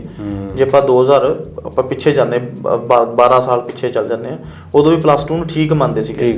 ਉਹ ਵੀ +2 ਵਾਲਾ ਬੰਦਾ ਥੋੜ੍ਹਾ ਪੜ੍ਹ ਲਿਖ ਲੈਂਦਾ ਸੀ, ਇੰਗਲਿਸ਼ ਵਧੀਆ ਹੁੰਦੀ ਸੀ। ਤੇ ਫਿਰ ਉਹਨਾਂ ਨੇ ਮੈਨੂੰ ਕਿਹਾ ਕਿ ਮੈਂ ਕਿਹਾ ਭਾਜੀ ਮੈਂ ਇੱਦਾਂ ਨਾ ਅੱਗੇ ਪੜ੍ਹਨਾ ਵਾ। ਤੇ ਫਿਰ ਉਹਨਾਂ ਨੇ ਮੈਨੂੰ ਸੁਜੈਸਟ ਕੀਤਾ ਨਾ, ਤੁਸੀਂ ਇੱਦਾਂ ਕਰੋ ਨਾ, ਤੁਸੀਂ 1-2 ਕਾਲਜਿਸ ਦੱਸੇ ਮੈਨੂੰ, ਤੁਸੀਂ DAV college, Doaba college, APJ, ਤੁਸੀਂ ਇਹ ਕਾਲਜਾਂ ਦੇ ਵਿੱਚ 1-2 ਮਾਸ ਕਮਿਊਨੀਕੇਸ਼ਨ ਤੁਸੀਂ ਵਿਜ਼ਿਟ ਕਰੋ, ਜਾਂ ਤੁਸੀਂ ਕੋਈ ਮੈਕ ਤੋਂ ਡਿਪਲੋਮਾ ਕਰ ਲਓ, ਇੱਦਾਂ ਕੁਛ। ਤੇ ਫਿਰ ਚਲੋ ਮੈਂ ਪਹਿਲੇ DAV ਕਾਲਜ ਗਿਆ। ਉੱਥੇ ਮੈਨੂੰ ਮਤਲਬ ਪਤਾ ਨਹੀਂ, ਮੈਨੂੰ ਮਤਲਬ ਵਧੀਆ ਨਹੀਂ ਲੱਗਾ ਜਾਂ ਕੀ ਸਿਸਟਮ ਸੀ, ਯਾਦ ਨਹੀਂ ਉਸ ਟਾਈਮ 'ਤੇ। ਫਿਰ ਮੈਂ ਦੁਆਬਾ ਕਾਲਜ ਗਿਆ। ਠੀਕ ਹੈ, ਦੁਆਬਾ ਕਾਲਜ ਗਿਆ ਤੇ ਇਹ ਗੱਲ ਹੈਗੀ 2014 ਦੀ। 14 ਦੀ ਗੱਲ ਹੋਣੀ ਆ। ਠੀਕ, 14 ਜਾਂ 15 ਦੀ ਗੱਲ ਹੋਊਗੀ ਸ਼ਾਇਦ, ਐਗਜ਼ੈਕਟ ਨਹੀਂ ਮੈਨੂੰ ਪਤਾ। ਤੇ ਫਿਰ ਉਸ ਤੋਂ ਬਾਅਦ ਮੈਂ ਕਾਲਜ ਗਿਆ। ਉੱਥੇ ਮਾਨਵ ਸਰ ਸੀਗੇ, ਉਹਨਾਂ ਨਾਲ ਮੈਂ ਇੱਦਾਂ ਗੱਲਬਾਤ ਕੀਤੀ, ਸਰ ਮੈਂ ਫੋਟੋਗ੍ਰਾਫੀ ਕਰਦਾ ਵਾਂ, ਕਿ ਮੈਂ ਰੈਗੂਲਰ ਮੈਂ ਬਹੁਤ ਘੱਟ ਆ ਸਕਦਾ, ਕਿ ਪਰ ਸਟੱਡੀ ਮੇਰੀ ਰੈਗੂਲਰ ਦੀ ਹੋਊਗੀ। ਹਾਂ ਵੀ ਤੁਹਾਨੂੰ ਛੁੱਟੀਆਂ ਦੇ ਦਾਂਗੇ, ਤੁਸੀਂ ਸਾਨੂੰ ਇੰਟਰਨਸ਼ਿਪ ਵਗੈਰਾ ਜਾਂ ਤੁਸੀਂ ਜਿੱਥੇ ਕੰਮ ਕਰਦੇ ਹੋ ਸਾਨੂੰ ਤਾਂ ਦੱਸ ਦਿਓ ਕਿ ਅਸੀਂ ਆਹ ਫੋਟੋਗ੍ਰਾਫੀ ਕਰਦੇ ਹੋ, ਪਰ ਜਦੋਂ ਤੁਹਾਨੂੰ ਅਸੀਂ ਕਾਲਜ ਬੁਲਾਵਾਂਗੇ ਰੈਗੂਲਰ ਤੁਸੀਂ ਕਲਾਸਿਸ ਲਗਾਉਣੀਆਂ ਵਾ, ਮਤਲਬ ਤੁਸੀਂ ਉੱਦਾਂ ਉਸ ਹਿਸਾਬ ਨਾਲ ਲੈਕਚਰ ਲਾਉਣੇ। ਤੇ ਮੈਂ ਕਿਹਾ ਠੀਕ ਹੈ ਜੀ। ਫਿਰ ਮੈਂ ਨੰਦਰਾ ਜੀ ਨਾਲ ਭਾਜੀ ਨਾਲ ਗੱਲ ਕੀਤੀ, ਮੈਂ ਕਿਹਾ ਭਾਜੀ ਇੱਦਾਂ ਤਾਂ ਮੈਂ ਸਟੱਡੀ ਕਰਨੀ ਆ ਤੇ ਮੈਂ ਸਵੇਰੇ ਨਹੀਂ ਆ ਸਕਦਾ, ਮੈਂ ਕਾਲਜ ਤੋਂ ਆਇਆ ਕਰੂੰਗਾ ਤੇ ਸ਼ਾਮੀ ਤੁਸੀਂ। ਭਾਜੀ ਕਹਿੰਦੇ ਚਲੋ ਠੀਕ ਆ। ਉਸ ਮਤਲਬ 2 ਸਾਲਾਂ ਦੇ ਵਿੱਚ ਮੇਰੀ 8000 ਸੈਲਰੀ ਹੋ ਗਈ ਸੀ। ਮਤਲਬ ਭਾਈ ਨਹੀਂ ਕਰਨਾ, ਹਰ ਮਹੀਨੇ 500 ਰੁਪਇਆ ਵਧਾ ਨਹੀਂ, 2500 ਤੋਂ ਸ਼ੁਰੂ ਸੀਗਾ, 500 ਕਰਤਾ, 4000 ਕਰਤਾ, ਮਤਲਬ ਇੱਦਾਂ 2500 ਤੋਂ 3000, 3500, 4000, ਇੱਦਾਂ ਮੇਰੀ 8000 ਸੈਲਰੀ ਹੋ ਗਈ ਸੀ 2 ਸਾਲਾਂ ਦੇ ਵਿੱਚ। ਤੇ ਫਿਰ ਚਲੋ ਮੈਨੂੰ ਸੀਗਾ ਕਿ ਹਾਂ ਵੀ ਚਲੋ ਮੈਨੂੰ ਬਾਈਕ ਵੀ ਲੈ ਦਿੱਤੀ, ਹੌਲੀ ਹੌਲੀ ਪੈਸੇ ਵੀ ਘਟਾਤੇ ਭਾਈ ਦਾ। ਤੇ ਉਹ ਜਿੱਦਾਂ ਆਪਣੀ ਅੰਡਰਸਟੈਂਡਿੰਗ ਬਹੁਤ ਵਧੀਆ ਸੀਗੀ। ਔਰ ਉਹ ਪੈਸੇ ਨਾਲ ਤੁਸੀਂ ਫਿਰ ਆਪਣੀ ਫੀਸ ਦਿੱਤੀ? ਫੀਸ ਇੱਦਾਂ ਕਿ ਫੀਸ ਘਰਦਿਆਂ ਤੋਂ ਥੋੜ੍ਹਾ ਬਹੁਤਾ, ਜਾਂ ਕਹਿ ਲਓ ਵੀ ਜਿੱਦਾਂ ਮੇਰੀ ਸਿਸਟਰ ਨੇ ਹੈਲਪ ਕੀਤੀ ਜਾਂ ਬ੍ਰਦਰ ਨੇ। ਪਹਿਲੇ ਤਾਂ ਮੈਨੂੰ ਮਨਾ ਕਰਤਾ ਸੀ ਘਰਦਿਆਂ ਨੇ ਉੱਦਾਂ ਕਿ ਸਟੱਡੀ ਨਹੀਂ ਕਰਨੀ, ਸਾਡੇ ਕੋਲ ਨਹੀਂ ਕਰਵਾਉਣੀ, ਕਿ ਅਸੀਂ ਤੈਨੂੰ ਕਿੱਥੇ ਪੜ੍ਹਾਵਾਂਗੇ। ਹੁਣ 24-25 ਰੁਪਇਆ 6 ਮਹੀਨੇ ਦੀ ਸਮੈਸਟਰ ਦੀ ਫੀਸ ਆ। ਤੇ ਬ੍ਰਦਰ ਨੇ ਤਾਂ ਸਾਫ਼ ਮਨਾ ਕਰਤਾ ਜੀ। ਕਹਿੰਦਾ ਅਸੀਂ ਨਹੀਂ ਤੈਨੂੰ ਪੜ੍ਹਾ ਸਕਦੇ। ਮੈਂ ਕਿਹਾ ਯਾਰ ਮੈਂ ਪੜ੍ਹਨਾ ਵਾ, ਮੈਨੂੰ ਪੜ੍ਹੂੰਗਾ ਤੇ ਮੈਂ ਕਿਹਾ ਵਧੀਆ ਅੱਗੇ ਤਰੱਕੀ ਕਰੂੰਗਾ, ਕੁਛ ਬਣੂਗਾ ਨਾ। ਤੇ ਚਲੋ ਕਈ ਵਾਰੀ ਨਹੀਂ ਪਤਾ ਹੁੰਦਾ। ਫਿਰ ਮੇਰੀ ਮਦਰ ਨੇ ਕਿਹਾ ਕਿ ਨਹੀਂ, ਤੂੰ ਮਦਰ ਨੇ ਸਪੋਰਟ ਕੀਤਾ ਨਾ, ਤੁਸੀਂ ਪੜ੍ਹਨਾ, ਤੂੰ ਪੜ੍ਹ, ਹੈ ਨਾ ਵੀ। ਅਤੇ ਸਿਸਟਰ ਨੇ ਕਿਹਾ ਕਿ ਨਹੀਂ, ਕਿ ਚਲੋ ਥੋੜ੍ਹੀ ਬਹੁਤ ਤੇਰੀ ਹੈਲਪ ਕਰਦੇ ਹਾਂ। ਮੇਰੀ ਸਿਸਟਰ ਨੇ ਉਦੋਂ ਮੈਨੂੰ ਯਾਦ, ਮੇਰੇ ਇੱਕ ਹੋਰ ਸਿਸਟਰ ਆ, ਉਹਨੇ ਮੈਨੂੰ 5000 ਰੁਪਏ ਦਿੱਤਾ। ਉਹਨੂੰ ਮੈਂ ਫੋਨ ਕੀਤਾ ਕਿ ਇੱਦਾਂ ਦੀਦੀ ਮੈਂ ਐਡਮਿਸ਼ਨ ਲੈਣੀ, ਮੇਰੇ ਕੋਲ ਪੈਸੇ ਨਹੀਂ ਹੈਗੇ। ਉਹਨੇ ਮੇਰੀ ਭੈਣ ਨੇ ਮੈਨੂੰ 5000 ਰੁਪਏ ਦਿੱਤਾ ਤੇ ਮੈਂ ਉਹ 5000 ਐਡਮਿਸ਼ਨ ਲੈ ਲਈ ਧੱਕੇ ਨਾਲ ਹੀ। ਕਿਹੜੇ ਕਾਲਜ ਸੀ ਐਡਮਿਸ਼ਨ? ਮੈਂ ਦੁਆਬਾ ਕਾਲਜ। ਠੀਕ ਹੈ, ਮੈਂ ਐਡਮਿਸ਼ਨ ਲੈ ਲਈ 5000 ਰੁਪਏ ਦੇ ਕੇ। ਤੇ ਉਸ ਤੋਂ ਬਾਅਦ ਵੀ ਚਲੋ ਜਦੋਂ ਕਾਲਜ ਲੱਗੇ, ਫਿਰ ਮੇਰਾ ਮਤਲਬ ਸਵੇਰੇ ਪਿੰਡੋਂ ਆਉਣਾ, ਉਦੋਂ ਅਸੀਂ ਚੂੜ ਵਾਲੀ ਰਹਿੰਦੇ ਸੀ, ਉਦੋਂ ਵੀ ਸੀ ਚੂੜ ਵਾਲੀ ਤੋਂ ਆਉਣਾ, ਸਵੇਰੇ ਕਾਲਜ ਆਉਣਾ, ਕਾਲਜ ਤੋਂ ਫਿਰ ਪਾਰਟ ਟਾਈਮ ਜੋਬ ਕਰਨੀ। ਫਿਰ ਵੀ ਥੱਕ ਜਾਣਾ ਕਿ ਨਹੀਂ ਮੈਨੇਜ ਨਹੀਂ ਹੋ ਰਿਹਾ ਸੀ। ਤੇ ਫਿਰ ਵੀ ਮੈਂ ਭਾਜੀ ਨੂੰ ਕਿਹਾ, ਮੈਂ ਕਿਹਾ ਭਾਜੀ ਮੈਂ ਇੱਦਾਂ ਦਾ ਜੋਬ ਛੱਡਣੀ ਆ ਕਿ ਮੇਰੇ ਕੋਲ ਭਾਜੀ 12 ਨਹੀਂ ਖਾਂਦਾ, ਜਾਂ ਮਤਲਬ ਬਹੁਤ ਔਖਾ ਜਾਂਦਾ। ਫਿਰ ਪੈਸੇ ਵੀ ਮੇਰੇ ਅੱਧੇ ਹੋ ਗਏ ਸੀ। 4000 ਰੁਪਇਆ ਮੇਰੀ ਸੈਲਰੀ ਸੀ ਮਹੀਨੇ ਦੀ, ਕਿਉਂਕਿ ਹਾਫ ਦੇ ਜਾਣੇ ਸੀ ਹੈ ਨਾ। ਤੇ ਹਾਫ 4000 ਮੇਰੀ ਸੈਲਰੀ ਸੀ। ਤੇ ਭਾਈ ਨੇ ਤਾਂ ਮੈਨੂੰ ਕਿਹਾ ਕਿ ਚੱਲ ਤੈਨੂੰ ਥੋੜ੍ਹੀ ਬਹੁਤੀ ਹੋਰ ਹੈਲਪ ਕਰ ਦਾਂਗੇ, ਪਰ ਮੇਰਾ ਸਰਨਾ ਨਹੀਂ, ਕਿਉਂਕਿ ਜਿਹੜੀ 20-25000 ਰੁਪਏ ਦੀ ਰੇਸ਼ੋ ਦੇ ਹਿਸਾਬ ਨਾਲ 2500 ਤੋਂ 3000 ਮੇਰੀ ਕਾਲਜ ਦੀ ਫੀਸ ਸੀਗੀ। ਤੇ 4000 ਜੇ ਮੈਂ ਮਹੀਨੇ ਦਾ ਕਮਾਵਾਂ, 2500 ਉੱਧਰ ਦੇਵਾਂ, ਤੇ ਮੈਨੂੰ ਬਚਣਾ ਕੀ ਸੀ? ਕੁਛ ਵੀ ਨਹੀਂ। ਤੇ ਉਹ ਇੱਦਾਂ ਕੈਲਕੂਲੇਸ਼ਨ ਬੜੀ ਔਖੀ ਸੀਗੀ। ਫਿਰ ਵੀ ਚਲੋ ਮੈਂ ਇੱਦਾਂ ਸੀਗਾ ਕਿ ਪਰ ਮੈਂ ਜਦੋਂ ਜਿੰਨਾ ਚਿਰ ਭਾਜੀ ਕੋਲ ਰਿਹਾ, ਭਾਈ ਨੇ ਮੈਨੂੰ ਵੀਡੀਓ ਐਡੀਟਿੰਗ ਸਿਖਾਈ, ਜੋ ਜਿਹੜੀ ਬੇਸਿਕਸ ਵੀਡੀਓ ਐਡੀਟਿੰਗ ਸਿਖਾਈ ਮੈਨੂੰ, ਜਾਂ ਮੈਨੂੰ ਕੈਮਰਾ ਸਿਖਾਇਆ, ਵੀਡੀਓਗ੍ਰਾਫੀ ਜਿੱਦਾਂ ਮੈਂ ਪੜ੍ਹਦੇ ਮੈਂ ਕੈਮਰਾ ਹੈਂਡਲਿੰਗ ਕੀ ਕਰਨ ਲੱਗ ਪਿਆ ਸੀ। ਕਿ ਜੇ ਕਿਸੇ ਜਿੱਦਾਂ ਐਜ਼ ਏ ਓਪਰੇਟਰ ਹੈ ਨਾ, ਫਿਰ ਮੈਂ ਜਿੱਦਾਂ ਹੌਲੀ ਹੌਲੀ ਥੋੜਾ ਮਾਰਕੀਟ 'ਚ ਲੋਕਾਂ ਨੂੰ ਪਤਾ ਲੱਗ ਗਿਆ ਕਿ ਇਹ ਮੁੰਡਾ ਜਿੱਦਾਂ ਆਪਰੇਟਿੰਗ ਕਰਦਾ, ਉਦੋਂ ਮੈਨੂੰ 500 ਰੁਪਏ ਮਿਲਦਾ ਹੁੰਦਾ ਸੀ ਜੇ ਮੈਂ ਬਿਨਾਂ ਕੈਮਰੇ ਤੋਂ ਕਿਸੇ ਨਾਲ ਆਪਰੇਟਿੰਗ ਕਰਨ ਜਾਵਾਂ, ਕਿਸੇ ਦਾ ਕੈਮਰਾ, ਤੇ 500 ਰੁਪਏ ਮੈਨੂੰ ਪਰ ਡੇ ਮਿਲਣ ਲੱਗ ਪਿਆ। ਕਿ ਉੱਦਾਂ ਮੈਨੂੰ ਸੀਗਾ ਮੈਂ 30 ਦਿਨ ਕੰਮ ਕਰਨਾ ਮੈਨੂੰ ਮਿਲਣਾ ਹੈਗਾ 4000, ਤੇ ਜੇ ਮੈਂ ਵੀਕਲੀ ਕੰਮ ਕਰਾਂ, ਮੰਥਲੀ ਦੇ ਵਿੱਚ ਮਤਲਬ ਕੁਛ ਦਿਨ ਕੰਮ ਕਰਾਂ, ਕੁਛ ਦਿਨ ਸਟੱਡੀ ਕਰਾਂ, ਤੇ ਮੈਨੂੰ ਅੱਛੇ ਪੈਸੇ ਬਣ ਜਾਣੇ। ਫਿਰ ਇੱਦਾਂ ਹੀ ਇੱਕ ਦੋ ਵਾਰੀ ਮੈਂ ਲੁਧਿਆਣੇ ਦੇ 1-2 ਫੋਟੋਗ੍ਰਾਫਰ ਮੇਰੇ ਲਿੰਕ 'ਚ ਸੀਗੇ, ਉਹਨਾਂ ਨਾਲ ਮੈਂ ਚਲਾ ਗਿਆ, ਉਹਨਾਂ ਨੂੰ ਮੈਨੂੰ ਵਧੀਆ ਪੈਸੇ ਦੇਣ ਲੱਗ ਪਏ। ਜਿੱਦਾਂ 2-3 ਫੰਕਸ਼ਨ ਲਾਏ 2000 ਮਿਲ ਗਿਆ। ਇੱਦਾਂ ਹੌਲੀ ਹੌਲੀ ਚਲੋ 6-7 ਮਹੀਨੇ ਗਏ, ਕਾਲਜ ਵੀ ਹੌਲੀ ਹੌਲੀ ਚੱਲਣ ਲੱਗ ਪਿਆ। ਫਿਰ ਹੁਣ ਜਿੱਦਾਂ ਜਲੰਧਰ ਦੇ ਕਈ ਫੋਟੋਗ੍ਰਾਫਰਸ ਨਾਲ ਲਿੰਕ ਬਣ ਗਿਆ ਹੌਲੀ ਹੌਲੀ। ਫਿਰ ਜਦੋਂ ਪਤਾ ਲੱਗ ਗਿਆ ਕਿ ਮੁੰਡਾ ਨਾ ਕਾਲਜ ਜਾਣ ਲੱਗ ਪਿਆ, ਪੜ੍ਹਨ ਲੱਗ ਪਿਆ, ਪਰ ਮੈਂ ਉਦੋਂ ਮਤਲਬ ਸੀਨੀਅਰ ਹੋ ਗਿਆ ਸੀ ਨਾ, ਕਿਉਂਕਿ ਆਫਟਰ +2 ਜਦੋਂ ਬੱਚੇ ਕਾਲਜ ਜਾਂਦੇ ਆ ਉਹਨਾਂ ਦਾ ਮਾਈਂਡ ਇੰਨਾ ਮੈਚਿਓਰ ਨਹੀਂ ਹੁੰਦਾ, ਉਹਨਾਂ ਦਾ ਸਿਸਟਮ ਹੋਰ ਹੁੰਦਾ। ਪਰ ਮੈਂ ਜਦੋਂ ਕਾਲਜ ਗਿਆ ਮੈਂ ਥੋੜਾ ਪ੍ਰੀ ਮੈਚਿਓਰ ਗਿਆ। ਤੁਸੀਂ ਮਾਰਕੀਟ 'ਚ ਵੀ ਕੰਮ ਕਰ ਰਹੇ ਸੀਗੇ, ਉਹ ਫਰੈਸ਼ਰ ਸੀ, ਤੇ ਉਹ ਮੇਰੇ ਕੋਲ ਐਕਸਪੀਰੀਅੰਸ ਹੋ ਗਿਆ ਸੀ। ਫਿਰ ਮੈਂ ਕਾਲਜ ਜਦੋਂ ਗਿਆ, ਕਾਲਜ ਮੇਰਾ ਯੂ ਟਰਨ ਕਿੱਦਾਂ ਆਇਆ ਕਿ ਮੈਂ ਕੈਮਰਾ ਹੈਂਡਲਿੰਗ ਮੈਨੂੰ ਆਉਂਦੀ ਸੀ, ਬੇਸਿਕ ਸਾਰੀ ਸੈਟਿੰਗਸ ਮੈਨੂੰ ਆਉਂਦੀਆਂ ਸੀ। ਫਿਰ ਜਦੋਂ ਕੰਪੀਟੀਸ਼ਨ ਹੋਣੇ, ਤੇ ਮੈਂ ਇੱਕ ਐਸਾ ਬੱਚਾ ਸੀਗਾ ਆਪਣੇ ਕਾਲਜ ਦੇ ਵਿੱਚ ਕਿ ਮੈਂ ਕੋਈ ਕੰਪੀਟੀਸ਼ਨ ਹਾਰਿਆ ਹੀ ਨਹੀਂ। ਕ੍ਰੀਏਟਿਵ, ਕਿਉਂਕਿ ਤੁਸੀਂ ਮਾਰਕੀਟ 'ਚੋਂ ਤੁਸੀਂ ਕਰ ਚੁੱਕੇ ਸੀਗੇ। ਤੇ ਹਾਂ, ਮੇਰਾ ਪਰ ਇੱਦਾਂ ਸੀ, ਮੇਰਾ ਥੋੜਾ ਏਜ, ਮੇਰਾ 3 ਸਾਲ ਦਾ ਗੈਪ ਸੀਗਾ ਸਟੱਡੀ ਦਾ ਨਾ, ਮੇਰਾ ਗੈਪ ਸੀਗਾ 3 ਤੋਂ 4 ਸਾਲ ਦਾ। ਪਰ ਮੈਂ ਫਿਰ ਉਹ ਜਿਹੜੇ 3-4 ਸਾਲ ਮੈਂ ਆਪਣੇ ਸਟਰਗਲ ਫੋਟੋਗ੍ਰਾਫੀ ਦੇ ਵਿੱਚ ਦੇਤੇ, ਜਾਂ ਆਪਣੀ ਸ਼ੌਪ 'ਤੇ ਜਾਂ ਐਡੀਟਿੰਗ, ਤੇ ਮੈਨੂੰ ਬੇਸਿਕ ਮੇਰਾ ਕਾਫੀ ਕਲੀਅਰ ਸੀ। ਜਦੋਂ ਮੈਂ ਜਰਨਲਿਜ਼ਮ 'ਚ ਗਿਆ, ਤੇ ਫਿਰ ਟੀਚਰਸ ਨਾਲ ਜਦੋਂ ਮੇਰਾ ਤਾਲਮੇਲ ਹੋਇਆ, ਵਧੀਆ ਡਿਸਕਸ਼ਨ ਹੋਈ, ਤੇ ਮੇਰੇ ਕਾਫੀ ਡਾਊਟਸ ਕਲੀਅਰ ਸੀ ਕੈਮਰੇ ਰਿਲੇਟਡ, ਮਤਲਬ ਫੋਟੋਗ੍ਰਾਫੀ ਦੇ ਰਿਲੇਟਡ ਮੇਰੇ ਸਕਿੱਲਸ ਇੰਪਰੂਵ ਸੀਗੇ। ਫਿਰ ਬਾਕੀ ਉਹਨਾਂ ਤੋਂ ਮੈਂ ਜਦੋਂ ਟੈਕਨੀਕਲੀ ਚੀਜ਼ਾਂ ਸਿੱਖੀਆਂ, ਤੇ ਸਾਡੇ ਕੰਪੀਟੀਸ਼ਨਸ ਹੁੰਦੇ ਸੀਗੇ, ਉਹਨਾਂ 'ਚ ਮੇਰਾ ਫਸਟ ਪ੍ਰਾਈਜ਼ ਆਉਣਾ, ਜਾਂ ਆਪਣੇ ਜਦੋਂ ਕਾਲਜ ਦੇ ਵਿੱਚ ਮੈਂ ਫੋਟੋਗ੍ਰਾਫੀ ਬਹੁਤ ਕਰਨੀ। ਫਿਰ ਮੈਨੂੰ ਇੱਦਾਂ ਸੀਗਾ ਕਿ ਮੈਂ ਜਦੋਂ ਕਿਸੇ ਨੂੰ ਵੀ ਮਿਲਣਾ, ਉਦੋਂ ਲਈ ਸੋਸ਼ਲ ਮੀਡੀਆ ਨਵਾਂ ਆਇਆ ਸੀ, ਉਦੋਂ ਇੰਨਾ ਲੋਕਾਂ ਨੂੰ ਨਹੀਂ ਸੀ ਪਤਾ। ਮੈਂ ਕਿਸੇ ਨੂੰ ਵੀ ਮਿਲਣਾ ਤੇ ਮੈਂ ਆਪਣੇ ਬਾਰੇ ਦੱਸਣਾ ਕਿ ਮੈਂ ਆਹ ਕੰਮ ਕਰਦਾ, ਮੈਂ ਆਹ ਫੋਟੋਗ੍ਰਾਫੀ ਦਾ। ਕਿ ਈਵਨ ਕਿ ਮੈਂ ਜਦੋਂ ਬੱਸ 'ਚ ਵੀ ਕਈ ਵਾਰ ਟਰੈਵਲ ਕਰਦਾ ਸੀ ਨਾ, ਮੇਰੀ ਨਾਲ ਦੀ ਸੀਟ 'ਤੇ ਕੋਈ ਬੰਦਾ ਬੈਠਾ ਹੁੰਦਾ ਸੀ, ਮੈਂ ਉਹਨੂੰ ਵੀ ਦੱਸਦਾ ਹੁੰਦਾ ਸੀ, ਆਪ ਆਪਣਾ ਇੰਟਰੋਡਕਸ਼ਨ ਦਿੰਦਾ ਹੁੰਦਾ ਸੀ। ਮੈਂ ਪੁੱਛਣਾ, ਭਾਜੀ ਕੀ ਹਾਲ ਚਾਲ? ਉਹਨੂੰ ਕਹਿਣਾ ਹਾਂਜੀ ਠੀਕ ਹੈ। ਮੈਂ ਨਾ ਭਾਜੀ ਮੈਂ ਤਾਂ ਪਿੰਡ ਤੋਂ ਆ, ਮੈਂ ਆਹ ਕੰਮ ਕਰਦਾ ਵਾਂ, ਜਦੋਂ ਤੁਹਾਨੂੰ ਕਿਤੇ ਲੋੜ ਹੋਵੇ ਮੇਰੇ ਕੰਮ ਕਰਾਇਓ। ਮੈਂ ਮਤਲਬ ਮੈਂ ਆਪਣੀ ਇੰਟਰੋਡਕਸ਼ਨ ਇੱਦਾਂ ਅਣਜਾਣ ਬੰਦਿਆਂ ਨੂੰ ਵੀ ਮੈਂ ਦੱਸਿਆ ਹੋਇਆ ਕਿ ਮੈਂ ਆਹ ਕੰਮ ਕਰਦਾ। ਉਦੋਂ ਇੰਨਾ ਸੋਸ਼ਲ ਮੀਡੀਆ ਨਹੀਂ ਸੀ। ਫਿਰ ਹੌਲੀ ਹੌਲੀ ਚਲੋ ਕਾਲਜ ਵਿੱਚ ਫਿਰ ਮੇਰਾ 6 ਮਹੀਨੇ ਨਿਕਲੇ, ਮੇਰਾ ਵਧੀਆ ਸਾਰੇ ਪਾਸੇ ਜਿੱਦਾਂ ਸਰਕਲ ਬਣ ਗਿਆ, ਦੋਸਤ ਅੱਛੇ ਬਣ ਗਏ। ਫਿਰ ਉਹਨਾਂ ਦੇ ਗਾਂ ਅੱਗੇ ਲਿੰਕਸ ਦੇ ਵਿੱਚ ਕੰਮ ਆਉਣ ਲੱਗ ਪਿਆ, ਕਿ ਸਾਰਿਆਂ ਨੂੰ ਜਦੋਂ ਇੰਟਰੋਡਿਊਸ ਹੋ ਗਿਆ ਕਿ ਮੈਂ ਫੋਟੋਗ੍ਰਾਫੀ ਕਰ ਰਿਹਾ, ਵੀਡੀਓਗ੍ਰਾਫੀ ਕਰ ਰਿਹਾ। ਫਿਰ ਜਦੋਂ ਨਾਲ ਡਿਗਰੀ ਜੁੜ ਜਾਂਦੀ ਆ, ਐਕਸਪੀਰੀਅੰਸ ਨਾਲ ਡਿਗਰੀ, ਫਿਰ ਜਿਹੜੇ ਮੇਰੇ ਸਰਟੀਫਿਕੇਟਸ ਜਾਂ ਜਿਹੜੇ ਮੈਂ ਪ੍ਰਾਈਜ਼ ਜਿੱਤੇ ਸੀਗੇ ਕਾਲਜਸ ਦੇ ਵਿੱਚ, ਯੂਨੀਵਰਸਿਟੀਆਂ ਦੇ ਵਿੱਚ ਜਿਹੜੇ ਕੰਪੀਟੀਸ਼ਨਸ ਹੁੰਦੇ ਸੀਗੇ, ਤੇ ਉਹਨਾਂ ਦੇ ਵਿੱਚ ਮੈਂ ਜਿਹੜਾ ਪ੍ਰਾਈਜ਼ ਆਏ, ਤੇ ਫਿਰ ਜਦੋਂ ਫੋਟੋਜ਼ ਲੱਗਣੀਆਂ ਜਾਂ ਨਿਊਜ਼ਪੇਪਰ 'ਚ ਆਉਣੀਆਂ, ਤੇ ਉਹ ਸਾਰੀ ਚੀਜ਼ਾਂ ਮੇਰੇ ਲਈ ਇੱਕ ਬਹੁਤ ਪਾਵਰਫੁਲ ਬਣੀਆਂ। ਤੇ ਫਿਰ ਇਸ ਨਾਲ ਘਰਦਿਆਂ ਨੂੰ ਵੀ ਫਿਰ ਲੱਗਣ ਲੱਗ ਪਿਆ ਕਿ ਨਹੀਂ ਹੁਣ ਸਾਡਾ ਮੁੰਡਾ ਕੁਝ ਕਰ ਰਿਹਾ, ਠੀਕ ਹੈ, ਹਾਂ ਵੀ ਆਊਟਪੁੱਟ ਨਿਕਲ ਰਹੀ ਆ। ਫਿਰ ਉਹਨਾਂ ਟਰਸਟ ਹੋ ਗਿਆ। ਫਿਰ ਉਹਨਾਂ ਨੇ ਉਸ ਤੋਂ ਬਾਅਦ ਜਦੋਂ ਮੈਂ ਮਤਲਬ ਆਪਣੀ ਫਸਟ ਕਾਰ ਬਾਏ ਕੀਤੀ, ਉਸ ਤੋਂ ਬਾਅਦ ਉਹਨਾਂ ਨੂੰ ਯਕੀਨ ਹੋ ਗਿਆ ਕਿ ਇਹ ਮੁੰਡਾ ਸਾਡਾ ਕਾਮਯਾਬ ਆ, ਅੱਛੇ ਪੈਸੇ ਕਮਾ ਰਿਹਾ, 2-3 ਸਾਲ ਦੇ ਵਿੱਚ ਹੀ ਇਹਨੇ ਵਧੀਆ ਆਪਣੀ ਲਾਈਫ ਸੈਟਲ ਕਰ ਲਈ ਹੈ। ਫਿਰ ਉਸ ਤੋਂ ਬਾਅਦ ਉਹਨੂੰ ਯਕੀਨ ਹੋ ਗਿਆ। ਕਿਉਂਕਿ ਕਈ ਵਾਰੀ ਹੁੰਦਾ ਨਾ ਸ਼ੁਰੂ ਤੋਂ ਘਰਦਿਆਂ ਨੂੰ ਕਿ ਬੱਚੇ ਗਲਤ ਨਾ ਡਿਸੀਜ਼ਨ ਲੈਣ, ਟਾਈਮ ਨਾ ਖਰਾਬ ਕਰ ਲੈਣ, ਕਈ ਵਾਰੀ ਹੁੰਦਾ ਕਿ ਗਲਤ ਫੀਲਡ 'ਚ ਨਾ ਚੱਲ ਜਾਣ। ਉਹ ਥੋੜ੍ਹੀ ਜਿਹੀ ਇਨਸਿਕਿਉਰਿਟੀ ਦੇ ਨਾਲ ਉਹਨਾਂ ਨੇ ਮਤਲਬ ਸਪੋਰਟ ਕੀਤਾ ਵਾ, ਬਟ ਇਹ ਸੀਗਾ ਕਿ ਸਾਡੇ ਬੱਚੇ ਕਿਤੇ ਲੋਸ ਨਾ ਹੋ ਜਾਏ। ਬਟ ਇਹ ਸੀਗਾ ਕਿ ਹਾਂ ਘਰਦਿਆਂ ਨੇ ਵੀ ਸਪੋਰਟ ਕੀਤਾ। ਤੁਸੀਂ ਯਕੀਨ ਨਹੀਂ ਮੰਨਣਾ ਕਿ ਮੈਂ ਆਪਣਾ ਫਸਟ ਕੈਮਰਾ ਜਦੋਂ ਲੈਣਾ ਸੀ ਨਾ, ਤੇ ਮੈਂ ਗੋਲਡ ਗਹਿਣੇ ਰੱਖ ਕੇ, ਮੰਮੀ ਦਾ ਬਾਲੀਆਂ ਗਹਿਣੇ ਰੱਖ ਕੇ, ਤੇ ਮੈਂ ਕੈਮਰਾ ਲਿਆ। ਪਰ ਮੇਰਾ ਉਦੋਂ ਇੰਨਾ ਕੰਮ ਚੱਲ ਪਿਆ, ਤੁਸੀਂ ਮੈਨੂੰ 1 ਮਹੀਨੇ ਦੇ ਵਿੱਚ ਮੈਂ ਇੰਨਾ ਕੰਮ ਕਰ ਲਿਆ, 1 ਮਹੀਨੇ ਦੇ ਵਿੱਚ ਮੈਂ ਸਾਰੇ ਕੈਮਰੇ ਦੇ ਪੈਸੇ ਪੂਰੇ ਕਰ ਲਏ ਸੀ। ਉਦੋਂ ਰਹਿਮਤ ਸਟੂਡੀਓ ਦੇ ਨਾਲ ਮੈਂ ਕੰਮ ਕਰਦਾ ਹੁੰਦਾ ਸੀ, ਫ੍ਰੀਲਾਂਸਿੰਗ, ਜਿੱਦਾਂ ਵਿਦ ਕੈਮਰਾ ਸੀ। ਜਿੱਦਾਂ ਪਰ ਡੇ ਸਾਨੂੰ, ਹੁਣ ਤੁਸੀਂ ਲਾ ਲਓ ਕਿ ਉਦੋਂ ਮੈਨੂੰ ਪਰ ਡੇ 3000 ਰੁਪਏ ਮਿਲਦਾ ਸੀ। ਕਿੱਥੇ ਮੈਂ 2500 ਰੁਪਏ ਕਮਾਉਣਾ ਪਰ ਡੇ, ਤੇ ਮਹੀਨੇ ਦਾ 2500 ਰੁਪਏ ਕਮਾਉਣਾ, ਤੇ ਕਿੱਥੇ ਮੈਂ ਪਰ ਡੇ 2500 ਕਮਾਉਣ ਲੱਗ ਪਿਆ। ਮਤਲਬ ਉਦੋਂ ਉਹ ਬੇਸਿਕ ਜਿਹੜੇ ਪ੍ਰਾਈਜ਼ਸ ਹੁੰਦੇ ਸੀ ਆਪਣੀ ਫੀਲਡ ਦੇ, ਕਿ ਇੱਕ ਬੰਦਾ ਤੁਸੀਂ ਹਾਇਰ ਕਰੋ ਤੁਹਾਨੂੰ 2500-3000 ਮਿਲੂਗਾ, ਤੇ ਮੈਂ 2-2 ਸ਼ਿਫਟਾਂ ਲਾਉਣੀਆਂ ਇੱਕ ਦਿਨ 'ਚ, ਕਾਲਜ ਵੀ ਜਾਣਾ, ਡੇ ਨਾਈਟ ਫੰਕਸ਼ਨ ਵੀ ਕਰਨੇ। ਤੇ ਇੱਦਾਂ 1 ਮਹੀਨੇ ਡੇਢ ਦੇ ਵਿੱਚ ਮੈਂ ਸਾਰਾ ਆਪਣਾ ਜਿਹੜਾ ਮੇਰਾ ਕਰਜ਼ਾ ਸੀਗਾ ਜਾਂ ਜੋ ਲੈਣ ਦੇਣ ਸੀ, ਮੈਂ ਆਪਣਾ EMI ਲੋਨ ਖਤਮ ਕਰ ਲਿਆ। ਤੁਸੀਂ ਕਾਫੀ ਹਾਰਡ ਵਰਕ ਕੀਤਾ, ਤੁਸੀਂ ਮਿਹਨਤੀ ਸੀਗੇ, ਉਹ ਤੁਸੀਂ ਮਿਹਨਤ ਦੇ ਨਾਲ ਤੁਸੀਂ ਅੱਗੇ ਆਏ। ਮਤਲਬ ਉਹੀ ਦੇਖ ਲਓ ਕਿ ਮੈਂ ਸਾਈਕਲ ਤੇ ਵੀ ਕੰਮ ਤੇ ਗਿਆ, ਮੈਂ ਬੱਸੇ ਵੀ ਗਿਆ ਹੋਇਆ, ਤੇ ਮੈਂ ਲਿਫਟ ਮੰਗ ਕੇ ਵੀ ਗਿਆ ਹੋਇਆ, ਤੇ ਮੈਂ ਤੁਸੀਂ ਮੰਨੋਗੇ 3 ਸਾਲ ਮੈਂ ਡੇਲੀ ਬੱਸ ਸਟੈਂਡ ਤੋਂ ਮਾਡਲ ਟਾਊਨ ਤੁਰ ਕੇ ਜਾਣਾ ਕਿ ਮੇਰੇ ਕੋਲ ਕਿਰਾਇਆ ਨਹੀਂ ਸੀ ਹੁੰਦਾ। ਉਦੋਂ ਬੱਸ ਦਾ ਕਿਰਾਇਆ ਕਿੰਨਾ ਹੁੰਦਾ ਸੀ 14 ਰੁਪਏ, ਤੇ 14 ਰੁਪਏ ਅਸੀਂ ਸਾਡੇ ਡੇਲੀ ਜਾਣ ਨੂੰ ਲੱਗਦੇ ਸੀ, ਡੇਲੀ ਆਉਣ ਨੂੰ ਲੱਗਦੇ। ਤੇ ਕਈ ਵਾਰ ਤਾਂ ਲਾਡੀ ਭਾਈ ਨੇ ਆਪਣੀ ਜੇਬ 'ਚ ਦੇਣੇ, ਮੈਂ ਨਾ ਭਾਜੀ ਇਹ ਕਿਰਾਇਆ ਨਹੀਂ, ਭਾਈ ਨੇ ਕਹਿਣਾ ਲਾ 20 ਰੁਪਏ 50 ਰੁਪਏ ਜਾ, ਉਸ ਹਿਸਾਬ ਨਾਲ ਮੈਨੂੰ ਕਿਰਾਇਆ ਦੇਣਾ ਕਿ ਮੇਰੀ ਜੇਬ 'ਚ ਕਿ ਤੂੰ ਹਾਂ ਵੀ ਘਰੇ ਚੱਲ ਜਾ। ਤੇ ਅੱਜ ਅਸੀਂ ਮਾਲਕ ਦੀ ਇੰਨੀ ਕਿਰਪਾ ਦੇਸ਼ ਵਿਦੇਸ਼ਾਂ ਵਿੱਚ ਵੀ ਘੁੰਮ ਰਹੇ ਹਾਂ। ਮਤਲਬ ਉਹ ਸਟਰਗਲ ਕਰਕੇ ਹੀ ਆ ਕਿ ਦੇਖੋ ਜੀ, ਜੇ ਇੱਕ ਗੱਲ ਬੜੀ ਸੋਹਣੀ ਹੈ ਕਿ ਜੇ ਕਿਸੇ ਨੇ ਸਵਰਗ 'ਚ ਜਾਣਾ ਨਾ, ਉਹਨੂੰ ਮਰਨਾ ਪੈਣਾ, ਕਿ ਮਿਹਨਤ ਕਰਕੇ ਮਰ ਕੇ ਆਪਣਾ ਹੱਡ ਪੈਰ ਤੋੜ ਕੇ ਫੇਰ ਹੀ ਤੁਹਾਨੂੰ ਉਹ ਚੀਜ਼ ਮਿਲਣੀ ਆ, ਫੇਰ ਹੀ ਤੁਹਾਨੂੰ ਸਵਰਗ ਮਿਲਣਾ।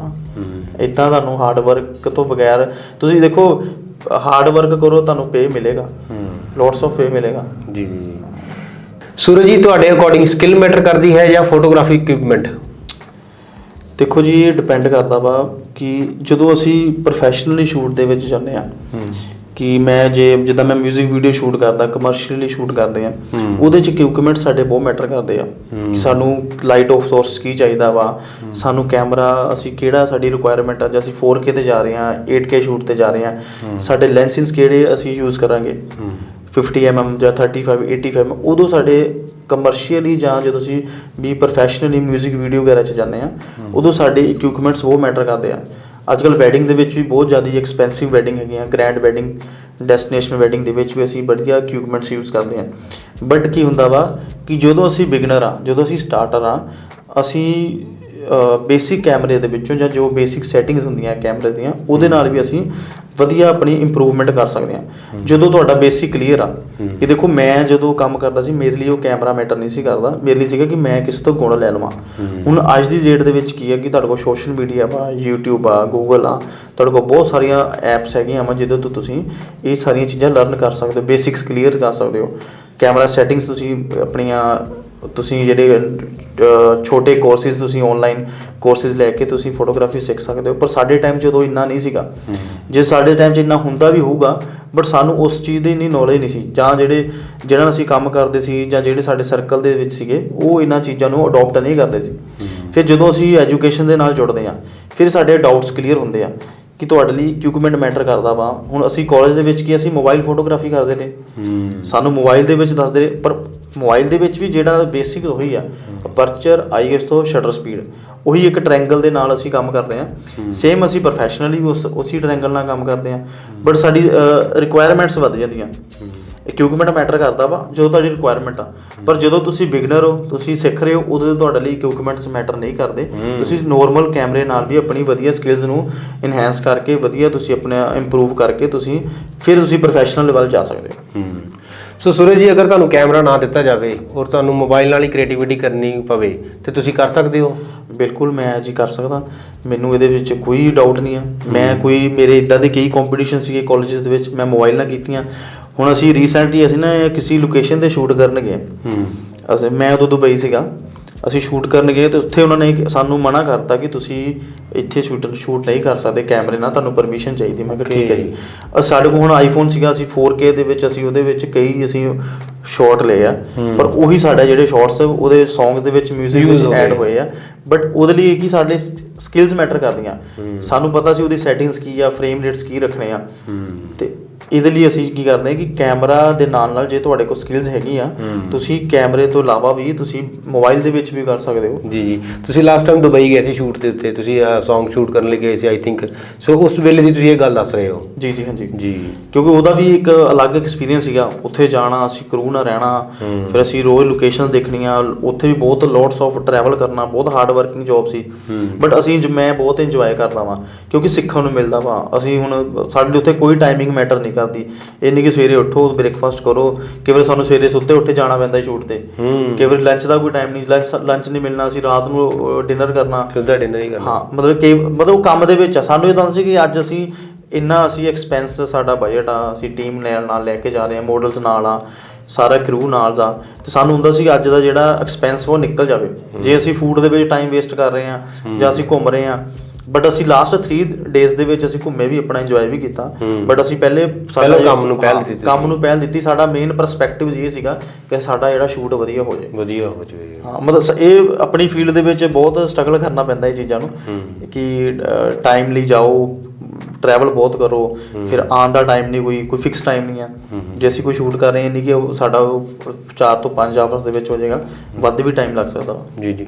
ਸੋ ਸੂਰਜ ਜੀ, ਤੁਸੀਂ ਆਪਣੀ ਕ੍ਰੀਏਟੀਵਿਟੀ ਨੂੰ ਇੰਪਰੂਵ ਕਰਨ ਲਈ ਕੀ ਕਰਦੇ ਹੋ?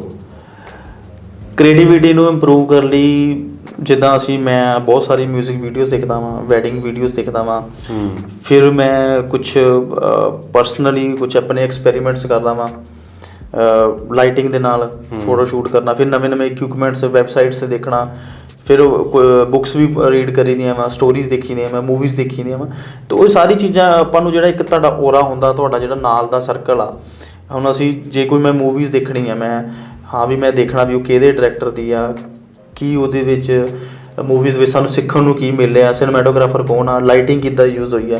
ਐਂਟਰਟੇਨਮੈਂਟ ਦੇ ਨਾਲ ਮੈਂ ਆਪਣੀ ਉਹ ਸਕਿੱਲਸ ਨੂੰ ਇੰਪਰੂਵ ਕਰਦਾ ਕਿ ਜੇ ਮੈਂ ਕੋਈ ਵੈਡਿੰਗ ਦੇ ਵਿੱਚ ਵੀ ਜੇ ਮੈਂ ਜਾ ਰਿਹਾ ਤਾਂ ਉਹਦੇ ਵਿੱਚ ਮੇਰਾ ਧਿਆਨ ਇਹ ਹੁੰਦਾ ਵਾ ਕਿ ਮੈਂ ਸਾਰੇ ਪਾਸੇ ਧਿਆਨ ਰੱਖਾਂ ਕਿ ਮੈਨੂੰ ਕਿੱਥੋਂ ਕ੍ਰੀਏਟਿਵ ਸ਼ਾਟਸ ਮਿਲੇ। ਸੋ ਸੂਰਜ ਜੀ, ਤੁਹਾਨੂੰ ਵੈਡਿੰਗ ਸ਼ੂਟ ਕਰਦੇ ਹੋਏ ਕਿੱਦਾਂ ਦੇ ਚੈਲੰਜ ਫੇਸ ਕਰਨੇ ਪੈਂਦੇ ਨੇ? ਵੈਡਿੰਗ ਸ਼ੂਟ 'ਚ ਭਾਜੀ ਸਾਨੂੰ ਮਤਲਬ ਚੈਲੰਜ ਤਾਂ ਹਰ ਚੀਜ਼ ਮਤਲਬ ਸਾਡੇ ਨਾਲ ਜੁੜੇ ਹੋਏ ਆ, ਅਸੈਪਟ ਕਰਨੇ ਪੈਂਦੇ ਆ। ਇੱਕ ਤਾਂ ਸਾਨੂੰ ਹੁੰਦਾ ਕਿ ਟਰੈਵਲ ਕਰਨਾ ਪੈਂਦਾ, ਸਾਨੂੰ ਟਰੈਵਲ ਸਾਡਾ ਨਿਕਲ ਜਾਂਦਾ, ਸਾਰੀ ਟੀਮ ਹੁੰਦੀ ਆ, ਸਾਰੇ ਅਸੀਂ ਵਧੀਆ ਮੁੰਡੇ ਆ, ਐਜ਼ ਏ ਟੀਮ ਵਰਕ ਕੰਮ ਕਰਦੇ ਆ। ਫਿਰ ਟਰੈਵਲ ਦੇ ਨਾਲ ਸਾਨੂੰ ਹੁੰਦਾ ਕਿ ਜਿਹੜਾ ਸਭ ਤੋਂ ਜ਼ਿਆਦਾ ਸਾਨੂੰ ਔਖਾ ਲੱਗਦਾ ਵੇਟ ਕਰਨਾ, 3-3 4-4 ਘੰਟੇ ਵੈਨਿਊ 'ਤੇ ਵੇਟ ਕਰਨਾ। ਕਿ ਇੱਕ ਦੇਖੋ ਜੀ, ਕਲਾਇੰਟ ਨੇ ਸਾਨੂੰ ਸਵੇਰੇ ਜੀ 8 ਵਜੇ ਦਾ ਟਾਈਮ ਦੇ ਦਿੱਤਾ, ਹੁਣ ਅਸੀਂ 2 ਘੰਟੇ ਪਹਿਲਾਂ ਉੱਠੇ ਹਾਂ ਜੀ, ਆਪਣਾ ਰੈਡੀ ਹੋਏ ਹਾਂ, ਰੈਡੀ ਹੋ ਕੇ ਆਪਾਂ ਸਾਰੀ ਟੀਮ ਨੂੰ ਟਾਈਮ ਦਿੱਤਾ ਕਿ 8 ਵਜੇ ਆਪਾਂ ਪਹੁੰਚਣਾ।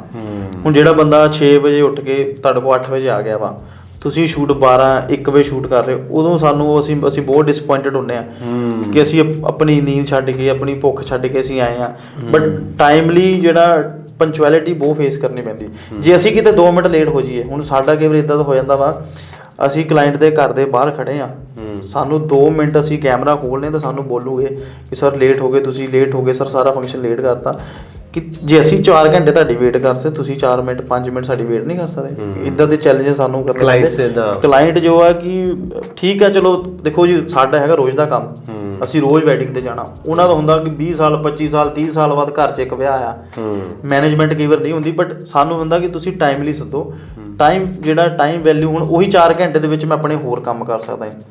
ਮੈਂ ਕੋਈ ਡਾਟਾ ਕਾਪੀ ਕਰ ਸਕਦਾ ਸੀਗਾ, ਮੈਂ ਵੀਡੀਓ ਐਡੀਟਿੰਗ ਕਰ ਸਕਦਾ ਸੀਗਾ, ਜਾਂ ਮੈਂ ਕੋਈ ਕੁਛ ਆਪਣਾ ਹੋਰ ਇੰਪਰੂਵ ਕਰ ਸਕਦਾ। ਮੈਂ ਥੋੜੀ ਆਪਣੀ ਨੀਂਦ ਪੂਰੀ ਕਰਕੇ ਆ ਸਕਦਾ ਸੀ, ਬਟ ਟਾਈਮ ਇਸ਼ੂ ਬਹੁਤ ਆ। ਜੀ। ਸੋ ਸੂਰਜ, ਇੱਥੇ ਮੈਂ ਤੁਹਾਨੂੰ ਕਹੂੰਗਾ ਕਿ ਤੁਸੀਂ ਪਲੀਜ਼ ਆਪਣੇ ਕਲਾਇੰਟਸ ਨੂੰ ਵੀ, ਜਿਹੜੇ ਤੁਹਾਡੇ ਨਾਲ ਫਿਊਚਰ 'ਚ ਤੁਹਾਡੇ ਨਾਲ ਡੀਲ ਕਰਨਗੇ, ਤੇ ਤੁਸੀਂ ਹੋਰ ਅਦਰ ਕਲਾਇੰਟ ਨੂੰ ਜਾਂ ਅਦਰ ਪੀਪਲ ਨੂੰ ਤੁਸੀਂ ਜ਼ਰੂਰ ਇੱਕ ਮੈਸੇਜ ਜ਼ਰੂਰ ਮੈਂ ਆਪਣੇ ਕਲਾਇੰਟਸ ਨੂੰ, ਜਾਂ ਜਿਹੜੇ ਹੋਰ ਵੀ ਸਾਡੇ ਆਉਣ ਵਾਲੇ ਕਲਾਇੰਟਸ ਆ, ਜਾਂ ਹਰ ਸਾਡੇ ਇਸ ਫੀਲਡ ਦੇ ਵਿੱਚ ਫੋਟੋਗ੍ਰਾਫਰ ਵੀਰ ਵੀ ਹੈਗੇ ਆ, ਸਾਰਿਆਂ ਨੂੰ ਮੈਂ ਇਹੀ ਕਹੂੰਗਾ ਕਿ ਇੱਕ ਟਾਈਮ ਵੈਲਿਊ ਨੂੰ ਫੇਸ ਕਰੋ, ਜਾਂ ਉਸ ਚੀਜ਼ ਨੂੰ ਸਮਝੋ ਕਿ ਅਸੀਂ ਜੇ ਤੁਹਾਡੇ ਕੋਲ ਟਾਈਮ ਨਾਲ ਆ ਰਹੇ ਹਾਂ, ਜਾਂ ਤੁਸੀਂ ਸਾਨੂੰ ਜਿਸ ਟਾਈਮ 'ਤੇ ਬੁਲਾਇਆ ਵਾ, ਉਸ ਪਰਟੀਕੂਲਰ ਟਾਈਮ 'ਤੇ ਆਪਣਾ ਸ਼ੂਟ ਸ਼ੁਰੂ ਕਰੋ।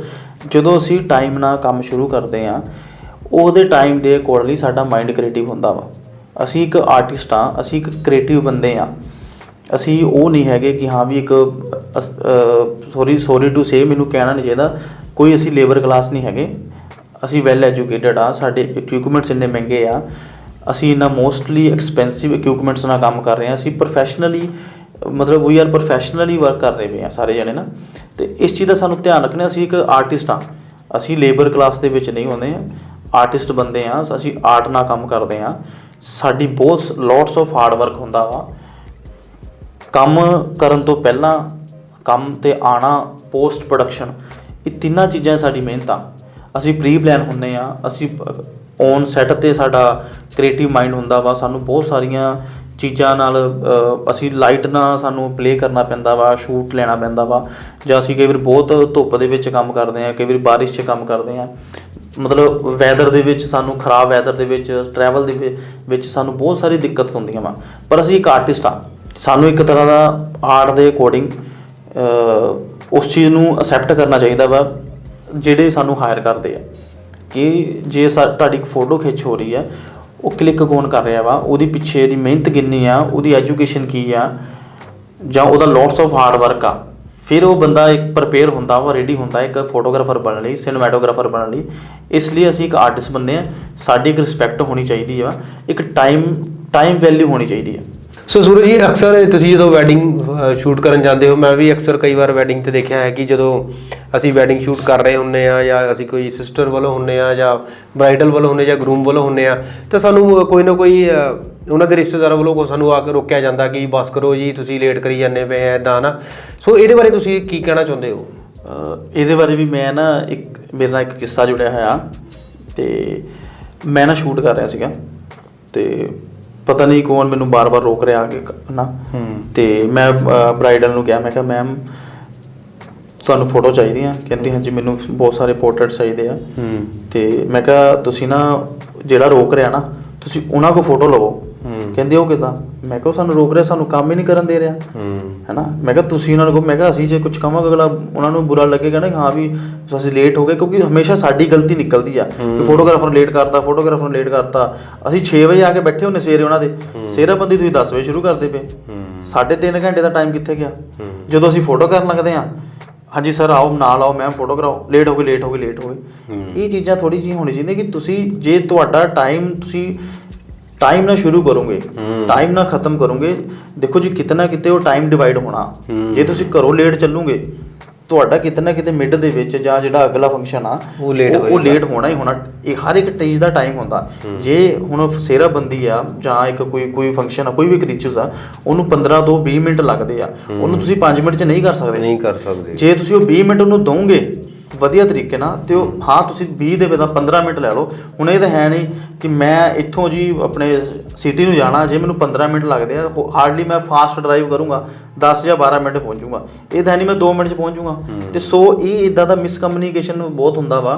ਕਲਾਇੰਟ ਹੁੰਦਾ ਕਿ ਫੋਟੋਗ੍ਰਾਫਰ ਲੇਟ ਕਰਾਉਂਦਾ, ਜਲਦੀ ਕਰੋ। ਬਟ ਇਹ ਇੱਕ ਮਿਸਕਮਿਊਨੀਕੇਸ਼ਨ ਆ।